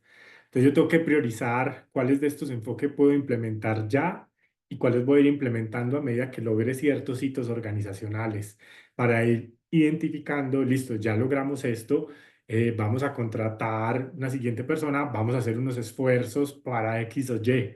Entonces son diferentes procesos, pero también el conocimiento de esto nos permite evaluar empresas más grandes, ¿cierto? Yo recuerdo, a nosotros se nos acercaron diferentes entidades financieras y nos dijeron, ayúdenos a crear una tasa enfocada a temas de impacto. Y cuando les empezamos a decir, es que temas de impacto puede ser tanto desde su producto como desde el modelo de negocio de las propias empresas, hacia cuál se quiere ir usted, porque todo esto te puede generar impactos en la tasa y depende ya desde una decisión de negocio de lo que las empresas quieran hacer. Entonces, hay algunos créditos en el mercado que ya están atados, es como, bueno, usted como empresa dice que genera tantos impactos, yo le tengo este crédito para capital de trabajo y usted me pasa unos reportes mensuales que si esos impactos se están generando, su tasa va a ir bajando, porque son diferentes cosas que están haciendo desde el mundo financiero para incentivar sostenibilidad en el planeta. Entonces, sí es importante es que nosotros entendamos en qué capacidad estamos como organización para podernos enfocar y que no nos muramos como organización intentando implementar todo sin generar un valor económico inicial. Que si nosotros como empresa no estamos generando un valor económico, tenemos un hobby muy costoso que nos va a tocar cerrar. Entonces, todo esto, por más que genere impacto, tiene que generar un ingreso, porque si no, es un hobby muy costoso que ustedes tienen como empresa. ¿Listo? Entonces, ¿cómo se hace normalmente esto para que lo tengamos en cuenta? ¿Cuál es el objetivo de impacto que yo tengo como organización? Camilo, dale. Aló, ¿Ahí me escuchas bien? Te escuchamos bien, Camilo. ¿Cómo estás? Mucho gusto. Mira que lo que hablábamos frente al objetivo de generar valor, a mí me ha pasado mucho que cuando a veces nosotros somos una empresa 100% digital y Ujú. que cuando tratamos de ofrecer uno de nuestros productos como es la reforestación, donde buscamos que personas o empresas mitiguen su impacto a través de siembra o conservación de árboles, nos llegan muchas personas creyendo que damos es dinero o Ujú. regalamos plata o somos del gobierno y eso se volvió muy complejo lograr a través de ads o ciertas comunicaciones lograr transmitir lo que queremos porque normalmente nos llegan son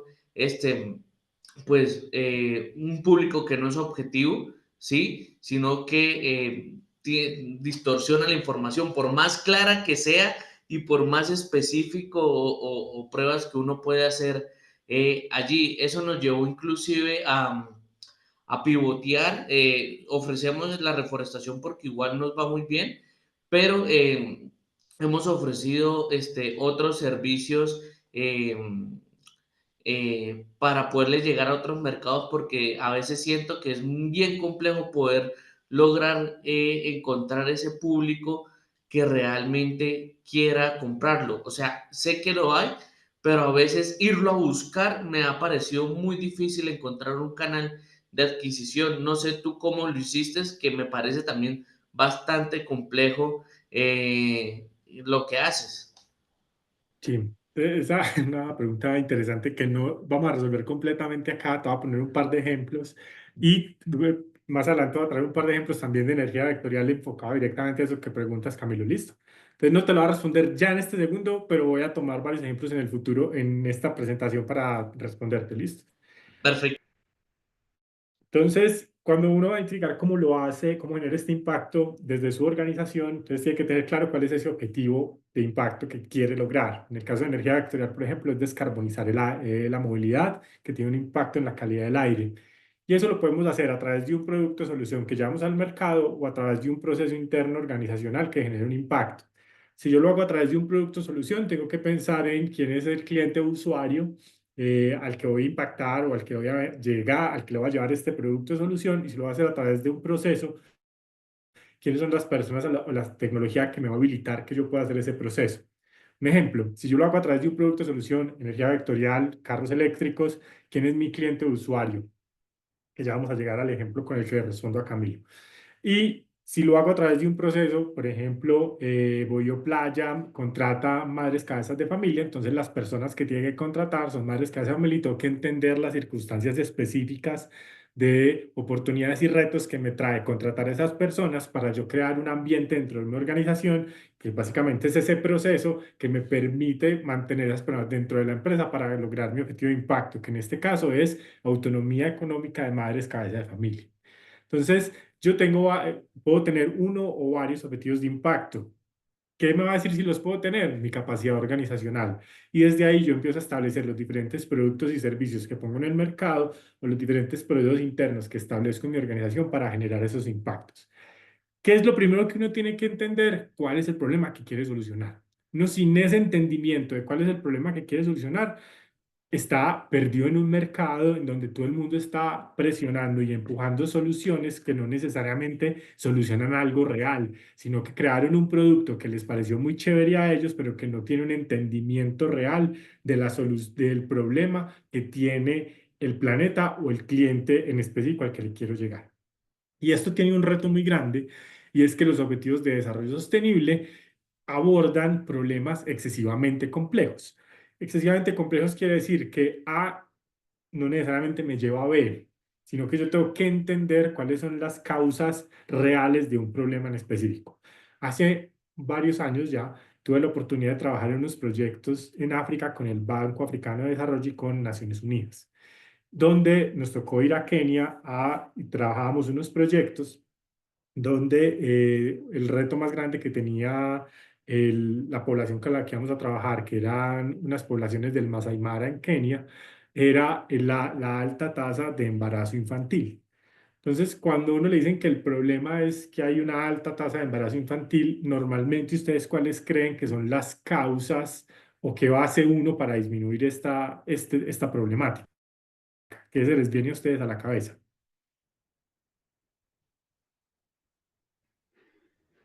Sensibilización, educación. Listo, ¿qué más? Gracias, Juan. La salud. Salud. ¿Qué más causa el embarazo infantil? Determinantes económicos en el núcleo familiar. Súper. Listo. Entonces nosotros hicimos este mismo análisis que ustedes. Empezamos, listo, ¿no? ¿Qué causa el embarazo infantil? ¿Por qué estas tasas están tan altas? Entonces empezamos a mirar lo que normalmente sucedía que genera el embarazo infantil. Luego, cuando fuimos a la población directamente a identificar, Luis Orlando, tienes el micrófono abierto y te lo estoy silenciando y lo sigues abriendo. Entonces, para que lo tengas en cuenta y no sigas abriendo, que nos vas a interrumpir al resto. Entonces, cuando fuimos nosotros a la población a identificar qué era lo que estaba pasando, nos dimos cuenta de algo. Las poblaciones con las que íbamos a trabajar en algunas en algunos momentos del año tenían problemas para acceder a agua potable. Entonces, desde un tema cultural, lo que hacían era que dejaban al niño hombre estudiando en el colegio porque era el llamado a sacar adelante desde lo económico a su familia, y a la niña la sacaban del colegio y esta tenía que caminar de 5 a 7 kilómetros de ida hasta un pozo de agua y de 5 a 7 kilómetros de venida trayendo esa agua hasta el asentamiento donde estaba la comunidad. Entonces, en esos trayectos violaban a las niñas y eso era lo que estaba generando los embarazos infantiles y que las tasas fueran tan altas. Entonces, claro, nosotros pensamos un montón de soluciones educativas, de preservativos, de X, Y o Z, pero nos dimos cuenta que la forma en que se solucionaba el 70% de esa problemática era poniéndole una fuente de agua potable a esas comunidades. A lo que voy con este ejemplo es, uno tiene que entender de dónde viene el problema, porque normalmente los problemas de sostenibilidad son contextuales y esa misma solución no va a funcionar en otras partes porque no están bajo ese mismo contexto. Entonces, cuando yo tengo una empresa que está enfocándose a solucionar una problemática, yo tengo que entender el contexto de esa problemática específicamente en la población en la que voy a ir a trabajar para saber cómo tengo que modificar mi solución para poder llegar con algo que le sirve a esa población. Que puede que yo tenga una gran solución, pero un gran producto o servicio, pero no le estoy dando solución a la problemática en específico de ese cliente. Entonces ahí es muy importante que yo logre entender esas cosas. Jorge.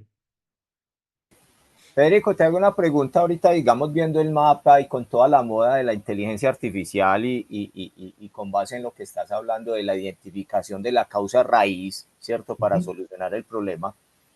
Es que uno como empresario, como emprendedor, se enamora de la solución, no del problema, ¿cierto? Sí. ¿Qué herramientas, digamos, conoces que uno pueda empezar a explorar para mapear eso, para uno decir, venga, realmente mi solución, cómo impacta la causa raíz y que yo sea consciente de eso, porque si no, sigo enamorado de la solución, más no del problema? Muchas gracias. Así es. Jorge, muy buena pregunta. Te la voy a responder en 2 slides porque tengo la herramienta para eso. Listo. Entonces ya te la voy a responder. Entonces, el ejemplo que también para responder la pregunta que me habían hecho Camilo hace un rato, entonces vean, en energía vectorial la problemática que queremos resolver es la mala calidad del aire. La identificamos viendo que hasta el 90% de las emisiones en las ciudades viene del transporte. Entonces vimos que la electrificación de vehículos era la forma en que nosotros podíamos llegar a eso y empezamos a identificar diferentes oportunidades de mercado y eso nos llevó a diseñar diferentes modelos de negocio para poder tomar esas oportunidades de mercado. ¿Qué significa esto en lo que hicimos nosotros en el día a día? Cuando nosotros empezamos dijimos, listo, vamos a coger un carro de gasolina, le vamos a quitar el motor y le vamos a poner un motor eléctrico y el carro va a quedar siendo eléctrico y no genera emisiones. Esto lo podemos, si lo hacemos con Corsas, o sea, lo podemos llevar a que la gente que no tiene tantos recursos pueda acceder a esto. Ese fue el primer estrellón que tuvimos. Una persona que tiene un carro que vale 30, 40 millones de pesos, no tiene 40 millones de pesos para metérselos al carro para que este ya no genere emisiones. Entonces teníamos una desconexión entre nuestro público objetivo y la solución que estábamos llevando. Sí, había gente que se lo quería meter por un tema de medioambiental y conexión con esto, pero no tenía la capacidad económica. Entonces empezamos a evaluar diferentes segmentos de mercado porque ya nos dimos cuenta que ese segmento masivo nosotros no estábamos preparados para poder llegarle con nuestro producto. Entonces empezamos a ver otros segmentos. Entre esos vimos que los carros que más nos estaban llegando eran vehículos icónicos. Entonces la gente nos estaba trayendo escarabajos, topolinos, Mini Coopers, Land Rovers, carebacas. Entonces era gente que tenía un vehículo antiguo, icónico porque la gente lo reconoce y lo quería electrificar, no necesariamente porque trabajar en él y esto le iba a generar un ahorro, sino porque o el vehículo ya no le estaba pasando la técnico-mecánica o porque los hijos lo estaban presionando para que tuviera un vehículo más novedoso o demás, o porque era el vehículo de su padre o de su abuelo y lo había heredado, pero ya quería tener una nueva tecnología. Entonces empezamos a entender que las determinantes de la compra o los valores de compra de nuestro público, del público que en este momento nos iba a comprar, eran diferentes a los que nosotros queríamos. Entonces, claro, si yo convierto una carevaca, pues obviamente voy a generar un impacto, pero no es tan grande como si convierto 25 carros. Pero yo como empresa tengo que subsistir hasta que llegue el momento en el que pueda llegar a un mercado más masivo. Entonces entendimos que uno de nuestros mercados nos exigía modificar un poco nuestro modelo de negocio específicamente desde el segmento al que le queremos llegar y desde el producto que le queremos vender. Entonces nos enfocamos en personas con alto poder adquisitivo, con vehículos icónicos a los que les hacemos un rediseño y una reconversión eléctrico, dejándolos como vehículos únicos. Entonces hay gente que nos trae una camioneta Toyota de 1970, una oreja de perro, una carevaca, y nosotros le hacemos todo un proceso de reconstrucción de ese vehículo. Entonces se le pinta, se le pone nuevos cojinería, se le cambian los tableros y demás, y se le pone también unos componentes eléctricos de marca. Entonces muchos de ellos nos piden que le pongamos baterías de Tesla o motores X o Y. Entonces nos enfocamos a un ticket de venta donde en vez de vender una electrificación en 40 millones de pesos, ya la estoy vendiendo en 150 millones de pesos, porque los valores de compra son muy diferentes. Entonces me tocó cambiar, aunque estoy resolviendo el mismo problema, me tocó cambiar un poco mi producto para poderle llegar a un segmento que sí está dispuesto a comprar lo que yo hago, porque actualmente el segmento en el que queríamos estar no tiene la capacidad económica para llegar. Entonces, cambiamos un poco nuestro modelo de negocio y unas capacidades internas que teníamos que tener para poder llegar ahí. Y nos encontramos otros dos segmentos. Uno es el de camiones de última milla o el de buses de transporte, en donde mi cliente ahí ya son o empresas o el sector gobierno, a los cuales yo les electrifico. Nos dimos cuenta, por ejemplo, que para los buses, acá en Medellín en específico hay cooperativas de buses. Entonces una persona tiene un bus. Esa persona que tiene un bus no tiene X millones de pesos para convertir su vehículo eléctrico. Entonces tiene un reto muy grande porque desde la legislación le están exigiendo que baje emisiones, pero no tiene los mecanismos financieros para pasarse a eléctrico. Entonces nos tocó cambiar el modelo de negocio diciéndole, venga, yo le convierto el bus y usted no me lo paga de entrada, sino que me paga mensualmente por los próximos 10 años tanta plata. Entonces, cambiando mi modelo de negocio, le pude llegar a otro segmento al que no le podía llegar simplemente poniéndole mi solución en la cara, demostrándole que ahorraba plata, que se alineaba, que podía trabajar, pero él no tenía cómo acceder. Entonces llegamos a ese otro modelo de negocio. Y Solución también, tipo flamenco. solución tipo Flamingo, exactamente. Y un tercero que es donde ya hacemos proyectos especiales. Entonces, por ejemplo, es la gente que nos conoce o conoce de nosotros sin saber quiénes somos, la carroza de Cartagena, que Juanpi se le cayó un caballo, entonces hizo una campaña. Nosotros fuimos los que hicimos esa carroza eléctrica y ahora estamos en un proyecto y hemos hecho también para Santa Fe de Antioquia y demás. Entonces estamos ya en un proceso para electrificar todas las carrozas de Cartagena. Entonces hacemos también proyectos especiales para clientes en específico que nos dicen, ve, yo tengo unos barcos, yo tengo unas carrozas, entonces adecuamos nuestra tecnología a esas necesidades. Entonces vean que la problemática sigue siendo la misma, la mala calidad del aire, pero los segmentos que identificamos no teníamos, no teníamos forma de llegar a ellos con el estado actual del mercado ni de la legislación. Entonces nos tocó empezar a hacer modificaciones al segmento y a nuestro producto para poder poner nuestro producto en el mercado, y aún así nos sigue llegando gente que dice, ves que yo tengo una moto para que la electrifiques. ¿Electrificamos motos? Sí. ¿Hace mucho sentido? No, porque nos llega gente con una ochentica, pues compañero, vea, acá está el teléfono Auteco, vaya y compre una moto eléctrica, le sale más barato que lo que nosotros hacemos.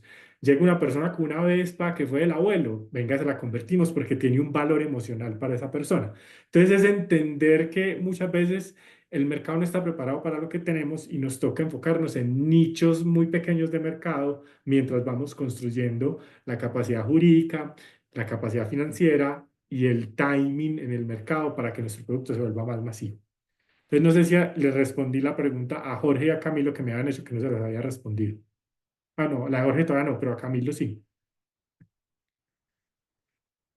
Preguntas o comentarios sobre este tema de pivotear tu solución para entender cómo el modelo de negocio se adapta a la necesidad del mercado. Sí, ay, qué pena, no sé si Dale, alguien levantó Diana. la mano. Dale, Sí, Diana. no, yo simplemente a partir de lo que mencionaste ahora, en el primer comentario que hice, y a partir de esto que estás mostrando, lo que concluyo es que yo siempre he pensado que mi público objetivo, que mis clientes objetivos son los municipios, y no, no, mi Puede que público no. serían, por ejemplo, las constructoras. ¿Por qué? Porque ellos son los que les interesa al final o los que tienen el recurso para invertir en los diferentes proyectos urbanísticos que sean afectados por los riesgos que salen. Y ahí, Diana, Y a dale, partir de Diana, termina. ahí, no he generado la estrategia para ellos, por ejemplo. Entonces, eso me pone como a pensar bastante en eso. Gracias. Hay que tener en cuenta algo, Diana, con lo que mencionas es, yo puede que esté solucionando un problema planetario, en el caso de energía vectorial, la mala calidad del aire, no quiere decir que ese problema que yo estoy solucionando sea un beneficio para mi cliente. A lo que voy es, yo le vendo a personas con alto poder adquisitivo que me traen una Toyota y que electrificar esa Toyota les vale 150 millones de pesos. Esa persona viene a donde mí porque yo le voy a hacer una reconstrucción y un rediseño del carro, y esa persona va a quedar con un carro que nadie más en el mundo tiene. A él le importa un pepino si esto ya no genera eh, emisiones. Entonces, el beneficio que yo le tengo que mostrar a esa persona es diferente al que le tengo que mostrar, por ejemplo, al dueño de la flota de camiones que hace última milla en las ciudades, porque a esa persona, dueña de esa empresa, le tengo que demostrar en cuánto le disminuyo los costos de ejecución, o sea, cuánto le disminuyo diésel contra eléctrico, en cuanto le disminuyo los seguros, XYZ, que ya no tiene pico y placa, y eso cómo se le representa a él en retorno a la inversión, mientras que la persona que tiene la Toyota no le importa el retorno a la inversión, porque lo compran por razones diferentes. Entonces, cuando vayas a hacer la estrategia a las constructoras, tienes que entender cómo tú les evitas problemas, les disminuyes costos o les generas ingresos. Si no impactas una de esas tres cosas, tu producto no se vuelve indispensable tenerlo, no se vuelve urgente tenerlo o no se vuelve necesario. Y cuando, cuando tu producto no es necesario ni indispensable ni urgente tenerlo, no te van a comprar. Entonces yo tengo que hacer esa evaluación de mi producto, que le está solucionando al cliente y si es una solución urgente, necesaria u obligatoria. ¿Listo? Perdón, las tres eran evitar problemas, disminuir costos y ¿cuál era el tercero? O aumentarle ingresos. Gracias. Camilo. Sí, sí me lograste responder la pregunta y justamente lo que nos pasó fue eso. Nosotros, nuestro público objetivo era personas naturales y emprendedores que querían mitigar su impacto ambiental. Pero sí, nos dimos cuenta que ese no era nuestro foco porque creían que nosotros o les regalábamos dinero o financiábamos los proyectos. pero nos dimos cuenta que nuestro producto lo debían hacer eran las medianas y grandes empresas que sí estaban obligadas a hacerlo, eh, tenían que hacerlo uno por obligatoriedad, por una compensación de una licencia ambiental, y eso nos abrió más mercado porque ahora hacemos estudios ambientales, diagnósticos y hasta tenemos software para poderles ayudar a calcular sus indicadores de sostenibilidad. Pero mira que nos pasó algo. Antes el flujo de caja era más rápido porque era a través de personas y emprendedores, pero el flujo de caja hacia irse hacia el mercado de medianas y grandes empresas se hizo más largo. Si bien la conversión tarda más, la rentabilidad sí es muchísimo más grande, pero el flujo de caja sí se ve afectado porque ellos piden cartera a 30 días o a 60, nos ha obligado a hacer factoring, pero vuelvo al punto de, se me vuelve complejo encontrar el canal para llegar a esas medianas y grandes empresas, porque antes era mucho más fácil a través de las personas y empresas, porque no tenía experiencia en el mercado B2B y llevaba al Sí, inicio siéndolo B2C. y esos cambios en el modelo de negocio le exigen a uno o contratar gente nueva o entender muchas cosas, pero si a nosotros también nos ha tocado ese cambio difícil, sobre todo llegándole a buses y demás, nos ha tocado trabajar mucho con gobierno y los gobiernos son excesivamente lentos. Entonces yo me financio vendiéndole al B2C tickets muy altos, pero mi impacto real está es cuando convierto una flota de camiones. Disculpa, entendí mal. ¿Te financias vendiéndole al público B2C tickets muy bajos Muy o altos? altos, muy altos. Pero la conversión no se demora más. Eh, Tiene varias cosas. Yo cojo un vehículo, una Toyota, y la convierto por 150 millones de pesos y tengo un margen mucho más alto a que si electrifico un bus. El margen del bus es más pequeño. Entonces, por ahora yo me estoy financiando vendiéndole al B2C mientras me van saliendo los contratos más grandes. Entonces, son cosas que uno va aprendiendo y depende mucho de los modelos de negocio y los márgenes que tengas tú en tus productos. Pero con el gobierno es el margen mucho más pequeño, pero el Pero es mucho contrato más. es más Mucho grande. Ah, más ok. grande, así es. Listo. Y no Karen. sé si te puedo hacer otra pregunta. Ok, qué pena. Sí, no, dale, dale, termina y ya después pasamos a Karen. Sí, no, para concluir frente a tu experiencia, frente a ese problema que es actualmente, mientras que yo estoy haciendo la transición de personas naturales a corporativos, ¿sí? De público B2C a B2B, y ahí se encuentra la escasez de flujo de caja. ¿Cómo me recomiendas hacer esa transición mientras nos enfocamos en ese público? Y se aprende a encontrar el canal, porque es que, no sé si me he hecho entender, es que los canales son totalmente diferentes para llegarle uno a los otros y el flujo de caja es diferente. Entonces, mientras hacer esa transición es compleja, no sé en tu experiencia, ¿tú qué harías en esos casos? Sí, nosotros en 2010 firmamos una inversión que eso, pues los recursos se enfocaban en financiar mucho esa transición. También crédito, digamos que nosotros durante unos años bootstrapping, entonces hicimos créditos con diferentes entidades para poder sostenerlo. Eso es muy difícil de lograr realmente y es de ser muy rápido en entender qué debo cambiar mi público objetivo y qué debo hacer para llegar a él. Entonces es un tema más de rapidez y capacidad para que el flujo de caja te alcance. Entonces ahí es planeación financiera, con lo que estaba diciendo anteriormente el compañero, de muchas empresas se quiebran porque no tienen esa planeación financiera. Y tener un equipo fuerte en el tema comercial. Es que a la final estoy seguro que todos ustedes tienen muy buenas soluciones y la gran deficiencia de todas estas buenas soluciones es que no tienen gente que sea capaz de ponerla en el mercado. Necesitan equipos comerciales muy buenos y ese es el reto más grande, es comercializar y canal de venta. Todo lo tenemos ahí. Hay meses que no vendemos nada y de parte de nuestra planeación financiera tiene eso en cuenta. Esto, Karen. Muy interesante, muchas gracias. Claro que sí, Camilo. Karen. Gracias. No, entonces, pues es que respecto a todo lo que tú nos dices, pues nos hace mucho sentido con todo lo que nos ha pasado. Nosotros somos valorables, nosotros iniciamos siendo un marketplace de productos ecológicos que conectaba a proveedores que tuvieran productos eco con personas pues que quisieran los productos ecológicos. Sin Ujú. embargo, pues nos dimos cuenta que el ecosistema, ¿cierto? Estaba pues muy malo y nosotros, por más de que estuviéramos conectando los proveedores con los clientes eco, pues no les estábamos prestando un servicio correcto porque el ecosistema nos exigía transportes muy largos, rutas larguísimas que contaminan un montón. Adicional, no se podía recolectar envases y teníamos que enviarlo envuelto en muchísimo plástico. Entonces, lo que nosotros creamos fue un ecosistema de compra responsable.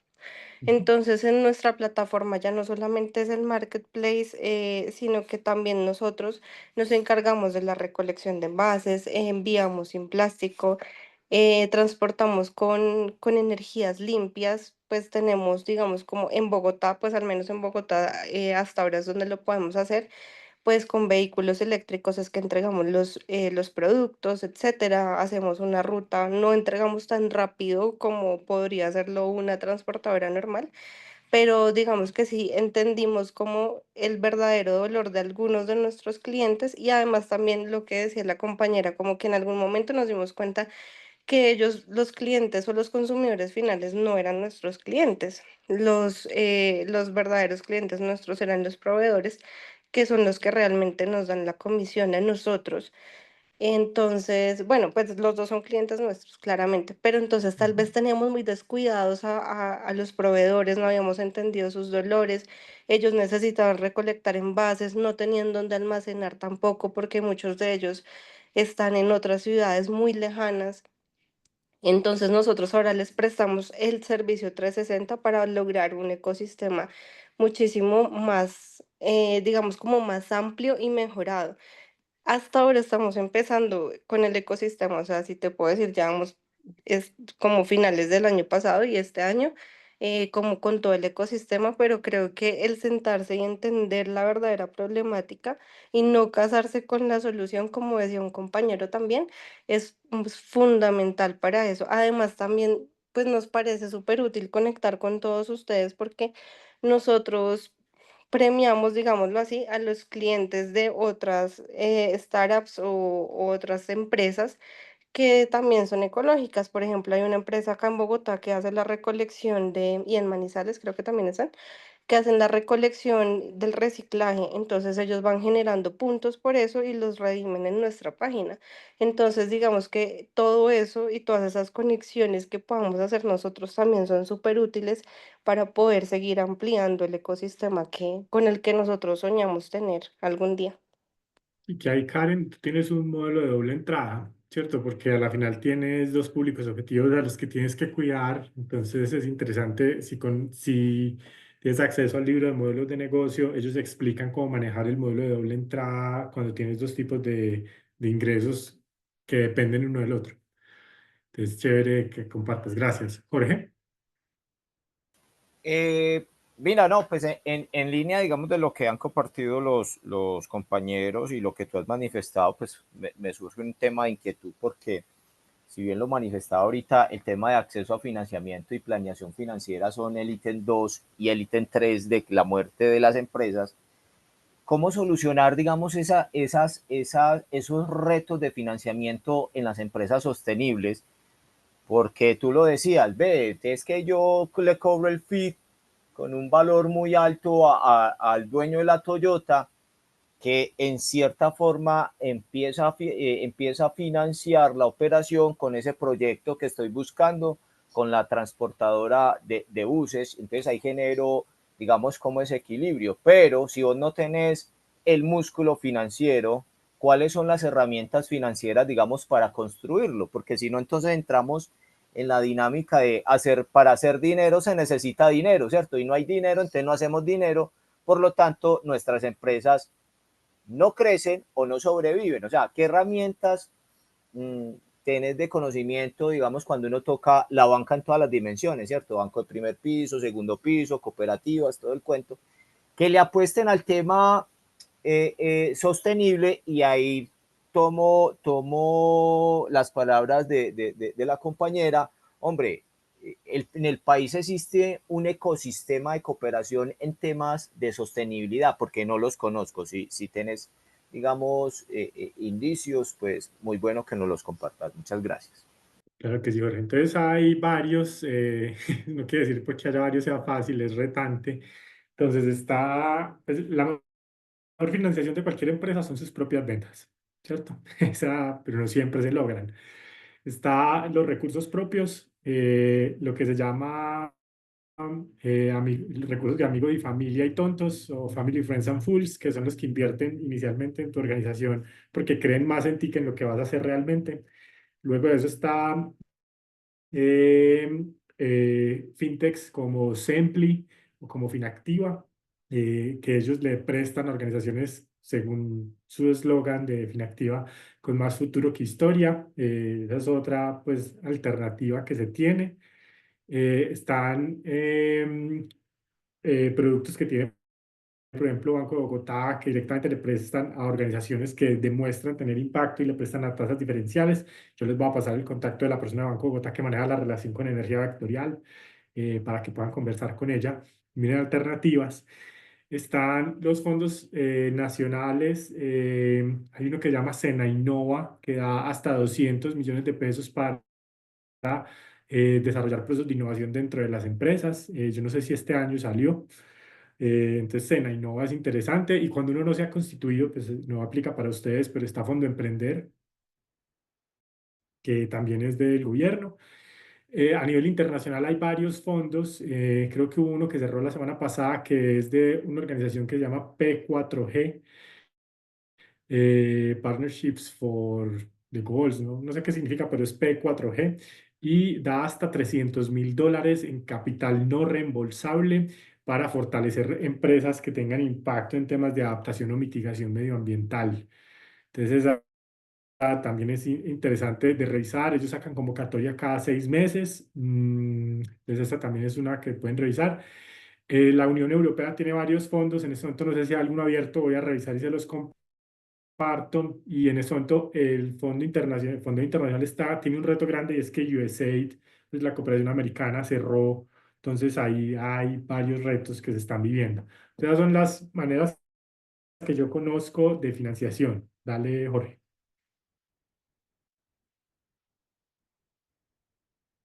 No, listo.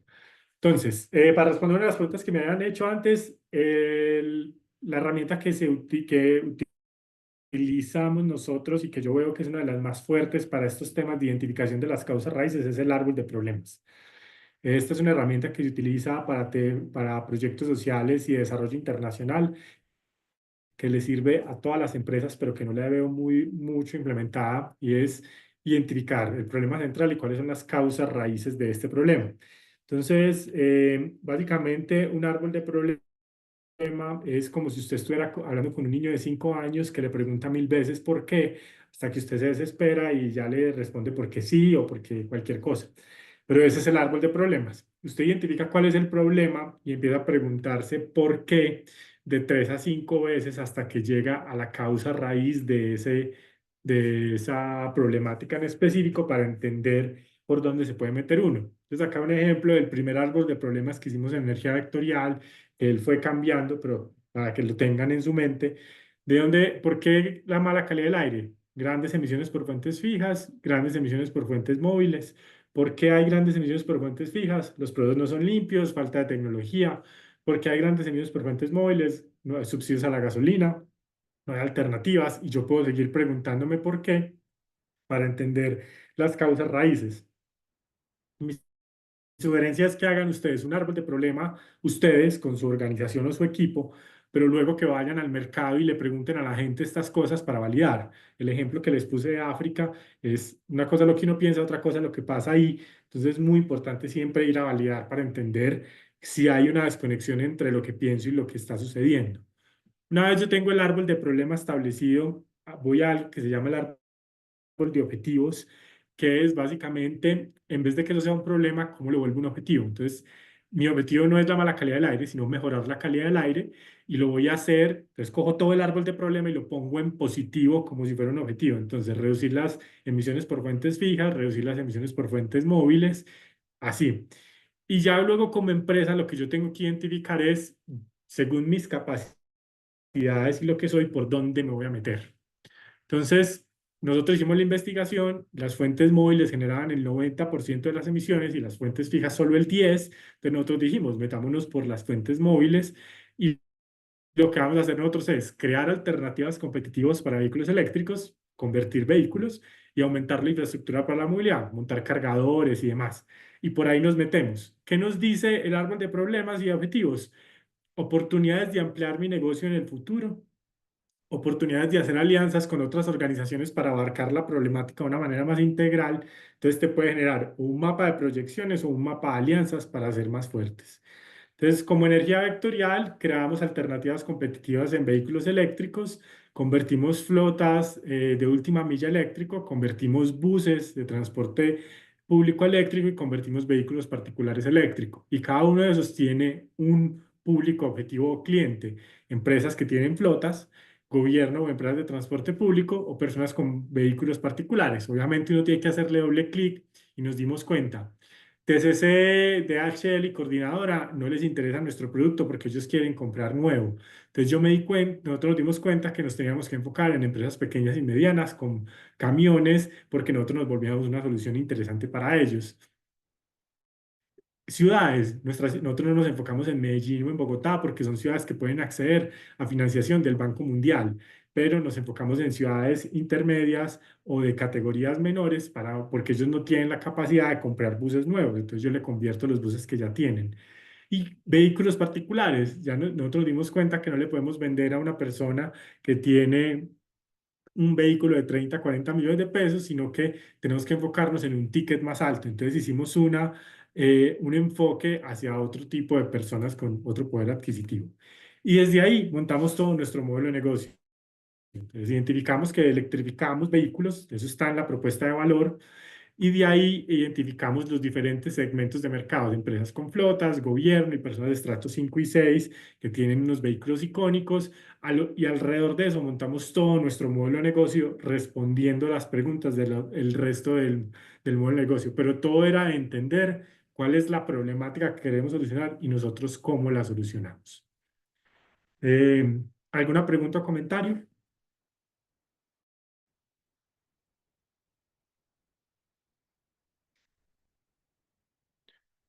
Súper. Entonces, ya para dejarlos con este último mensaje, vean, uno puede tener muchas ideas, pero esas ideas no cambian el mundo ni cambian las organizaciones. Lo único que cambia el mundo y las organizaciones son las cosas que nosotros hacemos, las acciones. Entonces, si ustedes quedan en este taller con una idea de tenemos que construir nuestra estrategia de ventas hacia constructoras, muy chévere que tengas la idea. Lo único que va a hacer que eso suceda es que te sientes y crees esa estrategia. Si tienen que modificar su modelo de negocio, la forma en que cobran al cliente, hagan testeos y hagan pruebas. Lo único que va a demostrar que esto sí va a salir adelante es que ustedes eh, ejecuten esto después de este taller que acabamos de ver y no se queden pues solamente con ideas. Entonces, preguntas o comentarios ya para cerrar el espacio. Recuerden que a ustedes les vamos a mandar el taller, las diapositivas, la grabación y también a cada uno de ustedes se les va a asignar un mentor para que trabajen y puedan compartir diferentes retos que tengan. Jorge, cuéntame. Federico, es más como una orientada hacia el Impact Hub, ¿cierto? Y los diferentes programas que veo que han participado, o sea, tienen una herramienta tecnológica o de plataforma que haga como ese seguimiento, digamos, de lo que nos recomendás ahorita, ¿cierto? Venga, está el árbol de los problemas, hazlo aquí, y que la misma herramienta vaya desplegando, digamos, como esas acciones de mejora que yo puedo ir implementando en mi empresa, porque digamos lo que uno ha percibido de muchos programas es que sí hay una cantidad de herramientas disponibles, pero no están conectadas que hagan como esa ruta de trazabilidad. Entonces, eso es muy importante porque a uno lo urgente le resta tiempo para lo importante. Y ahorita que estamos en el tema de herramientas tecnológicas, entonces quisiera saber si si está, existe o definitivamente no existe. Muchas gracias. Nosotros no la tenemos. Sí, tiene que ser algo que desarrolle la gente. Si encuentro alguna, te la comparto, pero nosotros no tenemos una herramienta de esas, Jorge. Ok, muchas gracias. Rafael. Federico, mil gracias por tu tiempo. De verdad que muy valioso todo el conocimiento que nos has compartido el día de hoy. Mi última pregunta sería si puedes compartirnos el contacto de Banco de Bogotá para los temas de financiación. La verdad que para nosotros sí es una información que es bastante valiosa y bueno, mil Ahorita gracias. que Camila me agregue al grupo de WhatsApp donde están todos, yo les comparto ahí el contacto. Listo. Y cualquier pregunta, pues ahí me van a agregar y pueden escribirme si tienen alguna duda. Igual ustedes van a tener mentores y mentoras que los van a poder apoyar en esto. Listo. Perfecto, mil gracias. ¿Algún otro comentario, duda? Bueno, muchas gracias a todos por la Federico, atención. ¿cómo estás? Muchísimas gracias. Oscar, cuéntame. Sí, muchas gracias por el espacio, Federico. Si tienes información también veo que hay también como mucho movimiento en temas de convocatorias internacionales, sería como chévere también tener esa información. Muchas Perfecto. Entonces yo quedo con la tarea ahorita de que metan al grupo de compartir la información que tenga y a medida que me vayan llegando convocatorias también se las voy compartiendo. ¿Listo? Vale, una pregunta también. Cuéntame. Listo. Gracias. Digamos, ¿es válido, por ejemplo, tener, o la recomendación sería, por ejemplo, tener diferentes modelos de negocio, por ejemplo, con lo que comentaba ahorita mi compañera Karen, acerca de, bueno, tenemos como lo que podríamos llamar un cliente interno, un cliente externo, debería haber un modelo de negocio para cada uno de ellos o uno solo en donde los condensemos a ambos? Todo depende de la capacidad, Juan, y el enfoque.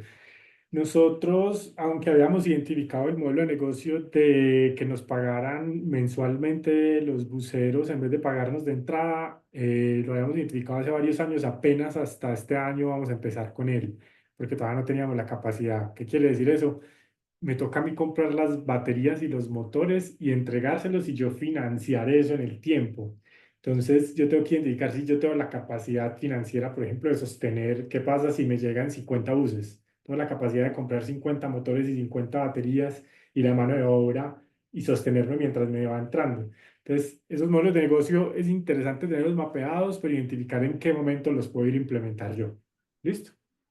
Ok, vale, listo. O sea, debo ir como al ritmo de mi capacidad instalada. Sí, y puede que tener esos modelos ya planeados te puede servir, por ejemplo, para conversaciones con inversionistas, porque puede que esas visiones de futuro les interese a ellos como, ve, ese modelo de negocio tiene potencial, te voy a invertir tanto para que lo testemos. Por ejemplo, nosotros teníamos ese modelo hace unos años ya planeado, pero apenas hasta este año vamos a hacer un piloto porque logramos hacer una alianza con una empresa que tiene la capacidad de facilitarnos que lo podamos implementar. Entonces, también te puede servir para identificar a futuro alianzas o inversionistas. Ok, excelente. Listo. O sea, en este Perfecto. caso, por ejemplo, que tengo, o sea, que yo puedo vender servicios a mis proveedores y también como al consumidor final. En este caso, ¿cómo, o sea, cuál es el deber ser? ¿Crear un modelo de negocio para un solo grupo? Depende de dos cosas. Depende del ingreso, o sea, cuál te genera mayor ingreso y cuál es la facilidad de generar ese ingreso. Ok. Entonces, habría que analizar desde la parte financiera los márgenes y la facilidad de que se dé. La facilidad la evalúas, por ejemplo, por el costo de adquisición del cliente. Si es demasiado costoso adquirirlo y entonces no te va a dar, entonces de pronto te tienes que ir al otro modelo. Entonces hay que mirar los dos, hacer testeos para ver con cuál te puedes ir en el corto plazo. Ah, vale, perfecto, gracias. Listo. Muchas gracias a todos. Cami, no sé si tienes mensajes finales. Sí, bueno, para los empresarios que estaban preguntando por las grabaciones, ya estamos armando el repositorio en donde precisamente quedarán alojadas la grabación de cada una de las sesiones, de modo que esperamos compartírselos a más tardar el día viernes, donde estaría la grabación de la sesión de expectativas de la sesión que tuvimos hoy con Fede y adicionalmente de la sesión de mañana, que es de 4 a 6, ya están citados en calendario. Sin embargo, más tarde les enviamos el recordatorio precisamente con el link de Zoom y demás. Súper. Cualquier pregunta que tengan por WhatsApp, muchas gracias a todos por su asistencia y nos vemos en el próximo taller. Que estén bien. Gracias. Hasta luego. Gracias. Ok, muchas gracias. Gracias, Hasta luego. Federico, gracias. Que estén muy bien, hasta luego.